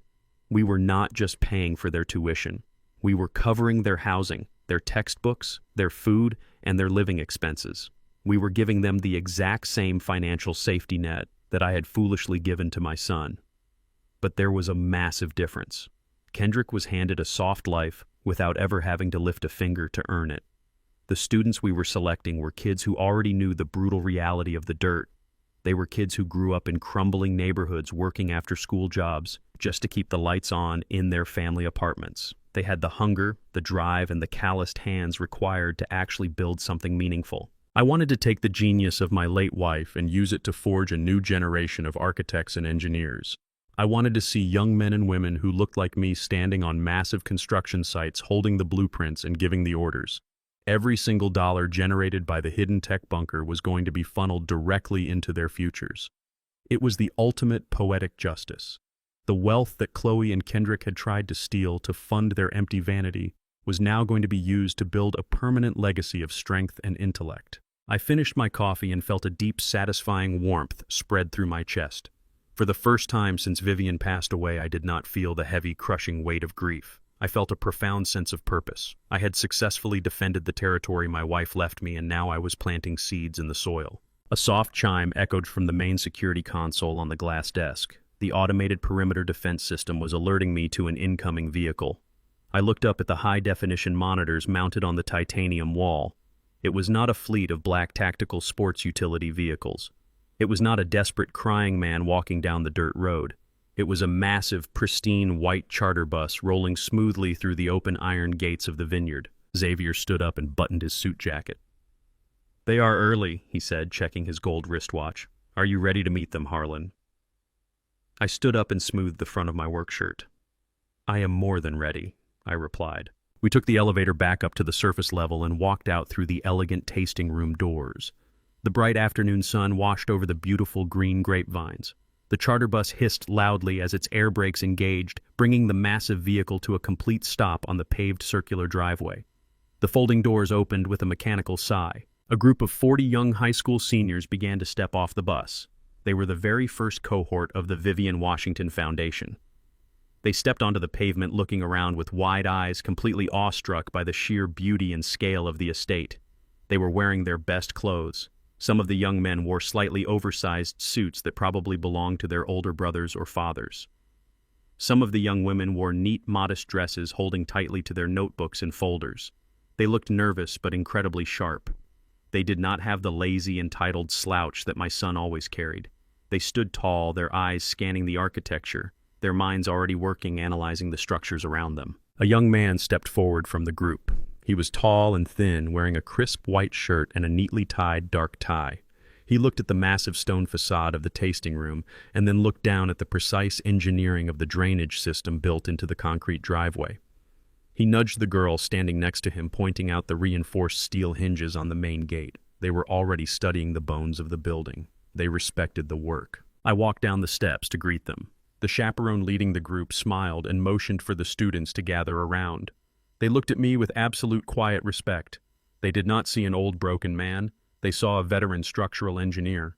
They saw a man who had built highways and overpasses and who was now offering to build their entire futures. "Welcome to the farm," I said, my voice carrying clearly over the warm afternoon breeze. "My name is Harlan Washington, and I am going to teach you how to build a foundation that nobody can ever tear down." I looked at the faces of these 40 young strangers, and a wide, genuine smile broke across my face. For the first time in a very long time, I finally felt like a father again. I had lost my biological son to the poison of vanity and greed. But looking at these hungry, brilliant kids standing in the California sun, I realized that a true legacy has absolutely nothing to do with blood. A true legacy is about the strength you leave behind for the people who are actually willing to carry the weight. Time is the most patient judge in the world. It does not rush. It does not get angry. It simply waits for the foundation of every life to reveal its true strength. A year has passed since I closed the heavy bulletproof glass partition on my son and sent him back out into the blistering heat of the Central Valley. In that year, the seasons have changed, and the landscape of my life has settled into a deep, profound peace. The vineyard masking the underground data center has produced its very first harvest. The Vivian Washington Foundation is thriving. 40 young, brilliant minds are currently sitting in university classrooms with their tuition paid in full and their futures completely secured. I watch them grow, and I feel a quiet pride that I never got to feel with my own blood. But the universe demands balance. While I was building a legacy, the people who tried to destroy me were finally crushed by the weight of their own greed. Let me tell you about Chloe. When she abandoned my son on the wet sidewalk of Los Angeles and climbed into that silver Mercedes, she honestly believed she had outsmarted everyone. She thought she had secured a brand new safety net with an older, wealthy television producer. For a few months, she lived the exact life she always wanted. She posted pictures from a massive mansion in Beverly Hills, lounging by a private infinity pool and flying on private jets. She thought she was completely untouchable. But predators always attract other predators. The wealthy producer she attached herself to was not a genius of the entertainment industry. He was the architect of a massive illegal financial scheme. He had been stealing millions of dollars from investors for a decade to fund his lavish lifestyle. And because Chloe was completely blinded by greed, she never asked where the money was coming from.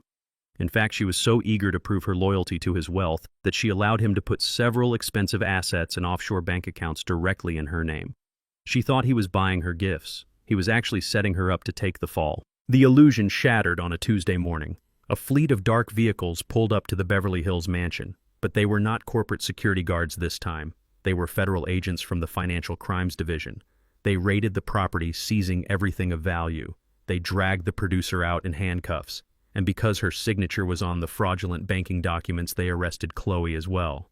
I read the news reports sitting in my quiet bunker. She was indicted on multiple counts of wire fraud and conspiracy. The woman who once tried to extort $500,000 from me was now facing up to 15 years in a federal penitentiary. Her assets were frozen. Her designer clothes were confiscated. When she appeared in court, she had no makeup, no expensive jewelry, and no wealthy friends to support her. She was a hollow shell, completely destroyed by the very vanity she worshipped. She will spend the best years of her life locked in a concrete room, discovering exactly what it means to be truly trapped. And then there is Kendrick. My son did not go to a federal prison. He went to a different kind of purgatory. I kept track of him through the foreman of the commercial construction company. Kendrick actually submitted the application I gave him. He was hired as a general laborer working on the new highway overpass 10 miles away from my farm. It is brutal, unforgiving work. For the first few weeks, he almost quit every single day.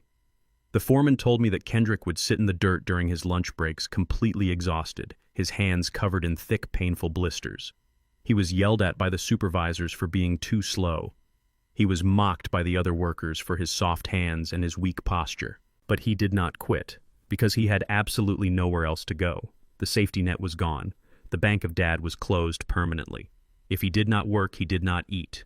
It is amazing how quickly a man learns the value of $1 when he has to carry heavy cinder blocks in the 90-degree heat just to earn it. A few weeks ago, I drove my old truck out toward the highway construction site. I parked on a dirt ridge far away from the crew where nobody could see me. I pulled out a pair of binoculars and looked down at the massive concrete pillars rising from the earth. I spotted Kendrick. He was wearing a bright yellow reflective vest and a hard hat covered in dust. He was lifting heavy steel rebar and tying it into place alongside a crew of rough, hardened men. His face was burned dark by the sun. His shoulders had broadened from the heavy labor. When he took off his work gloves to wipe the sweat from his forehead, I could see that his hands were heavily calloused and scarred. They looked exactly like my hands used to look when I was his age. I watched him work for an hour. There was no arrogance left in his movements. There was no entitlement in his eyes. He was just a man earning his daily bread through honest pain. When the shift whistle blew, he did not complain. He gathered his tools respectfully, nodded to his foreman, and walked toward a cheap, beat-up compact car he had bought with his own wages. I lowered my binoculars and started my truck. I did not drive down to talk to him. He is not ready yet, and neither am I. He still has a long way to go before the rot is completely cleared from his foundation. But for the first time in his entire life, he is actually building something real. He is finally learning the lesson I tried to teach him all those years ago. I drove back to my property as the evening sun began to set, casting a warm golden light over the Central Valley. I did not go down into the underground server room. I left the corporate empire to the security team and the technicians. I drove past the modern tasting room and the endless rows of green grapevines, following a small winding dirt path that led to the far edge of the 50-acre estate. There, nestled under the shade of 3 massive ancient oak trees, is a small, sturdy wooden cabin. I built it myself over the last few months using my own hands and my own tools. It is not a $7 million penthouse. It does not have crystal chandeliers or private elevators. It has a solid oak floor, thick insulated walls, and a wide wrap-around porch that catches the evening breeze perfectly. It is quiet. It is simple. It is entirely mine. I parked my truck and walked up the wooden steps of the porch. A large mixed-breed rescue dog with a thick golden coat lifted his head from a woven rug and thumped his heavy tail against the floorboards. I adopted him from the county shelter a few months ago. He had been abandoned by his previous owners, left to fend for himself on the streets. We understood each other perfectly. I knelt down and scratched him behind the ears, feeling the steady, comforting rhythm of his breathing. He leaned his heavy head against my knee, offering the kind of quiet, absolute loyalty that human beings so often struggle to understand. I stood up and walked over to a heavy wooden rocking chair facing the western horizon. I sat down, resting my tired bones against the solid wood. I looked out over the vast expanse of land. The sky was painted in brilliant strokes of orange, purple, and deep crimson. The crickets began to chirp in the tall grass, and the evening wind rustled through the leaves of the oak trees. Sitting there in the fading light, I thought about the journey that brought me to this porch. I thought about the true meaning of family. Society tells us that blood is the most important bond in the world. We are taught that we must endure abuse, disrespect, and betrayal simply because we share a genetic code with someone. But I have learned that blood only makes you related. Loyalty, respect, and unconditional care are what make you family. My family is not the boy who threw me onto the street in the rain. My family is the 40 young students who look at me with gratitude and determination. My family is the memory of the woman who loved me enough to build a fortress to protect my old age. I learned that it is infinitely better to sit alone on a quiet porch with a loyal dog than to live in a crowded palace surrounded by parasites. I learned that kindness should never be practiced at the cost of your own dignity. I reached over to a small wooden side table next to my rocking chair. Resting on the table was a tall glass of cold iced tea condensation dripping down the sides. Next to the glass was a silver picture frame. Inside the frame was a photograph of Vivian. It was taken decades ago on a summer afternoon. She was wearing a simple yellow sundress, smiling brightly into the camera, her eyes full of that quiet, brilliant warmth that I fell in love with. I picked up the glass of iced tea. The ice cubes clinked softly in the quiet evening air. I looked at the photograph of my beautiful wife. I thought about the rotting farmhouse she left me and the incredible, indestructible empire she hid beneath it. I thought about the way she used the very dirt they mocked to secure my freedom. I raised my glass toward the photograph, offering a silent toast to the smartest woman I have ever known. "You were right, Viv," I said, my voice soft but incredibly steady, carrying out over the peaceful land. "The dirt is exactly where the strongest roots grow." I took a slow sip of the cold, sweet tea. The sun finally dipped below the horizon, pulling the last rays of light from the sky. The heavy shadows wrapped around the cabin like a warm blanket. The dog closed his eyes and let out a deep, contented sigh. I leaned back in my rocking chair, closing my own eyes, listening to the quiet rustle of the wind. The war was over. The foundation was secure. I had finally found my peace. Fade to black. The most valuable lesson I learned from the ashes of my own family is that true wealth is never measured by the price tag on your clothes or the address of your home. A castle built on arrogance, deceit, and vanity will inevitably collapse under its own weight. Blood makes you related, but loyalty, respect, and a willingness to put in the hard work are what make you true family. Never underestimate the quiet sacrifices of those who laid the foundation beneath your feet.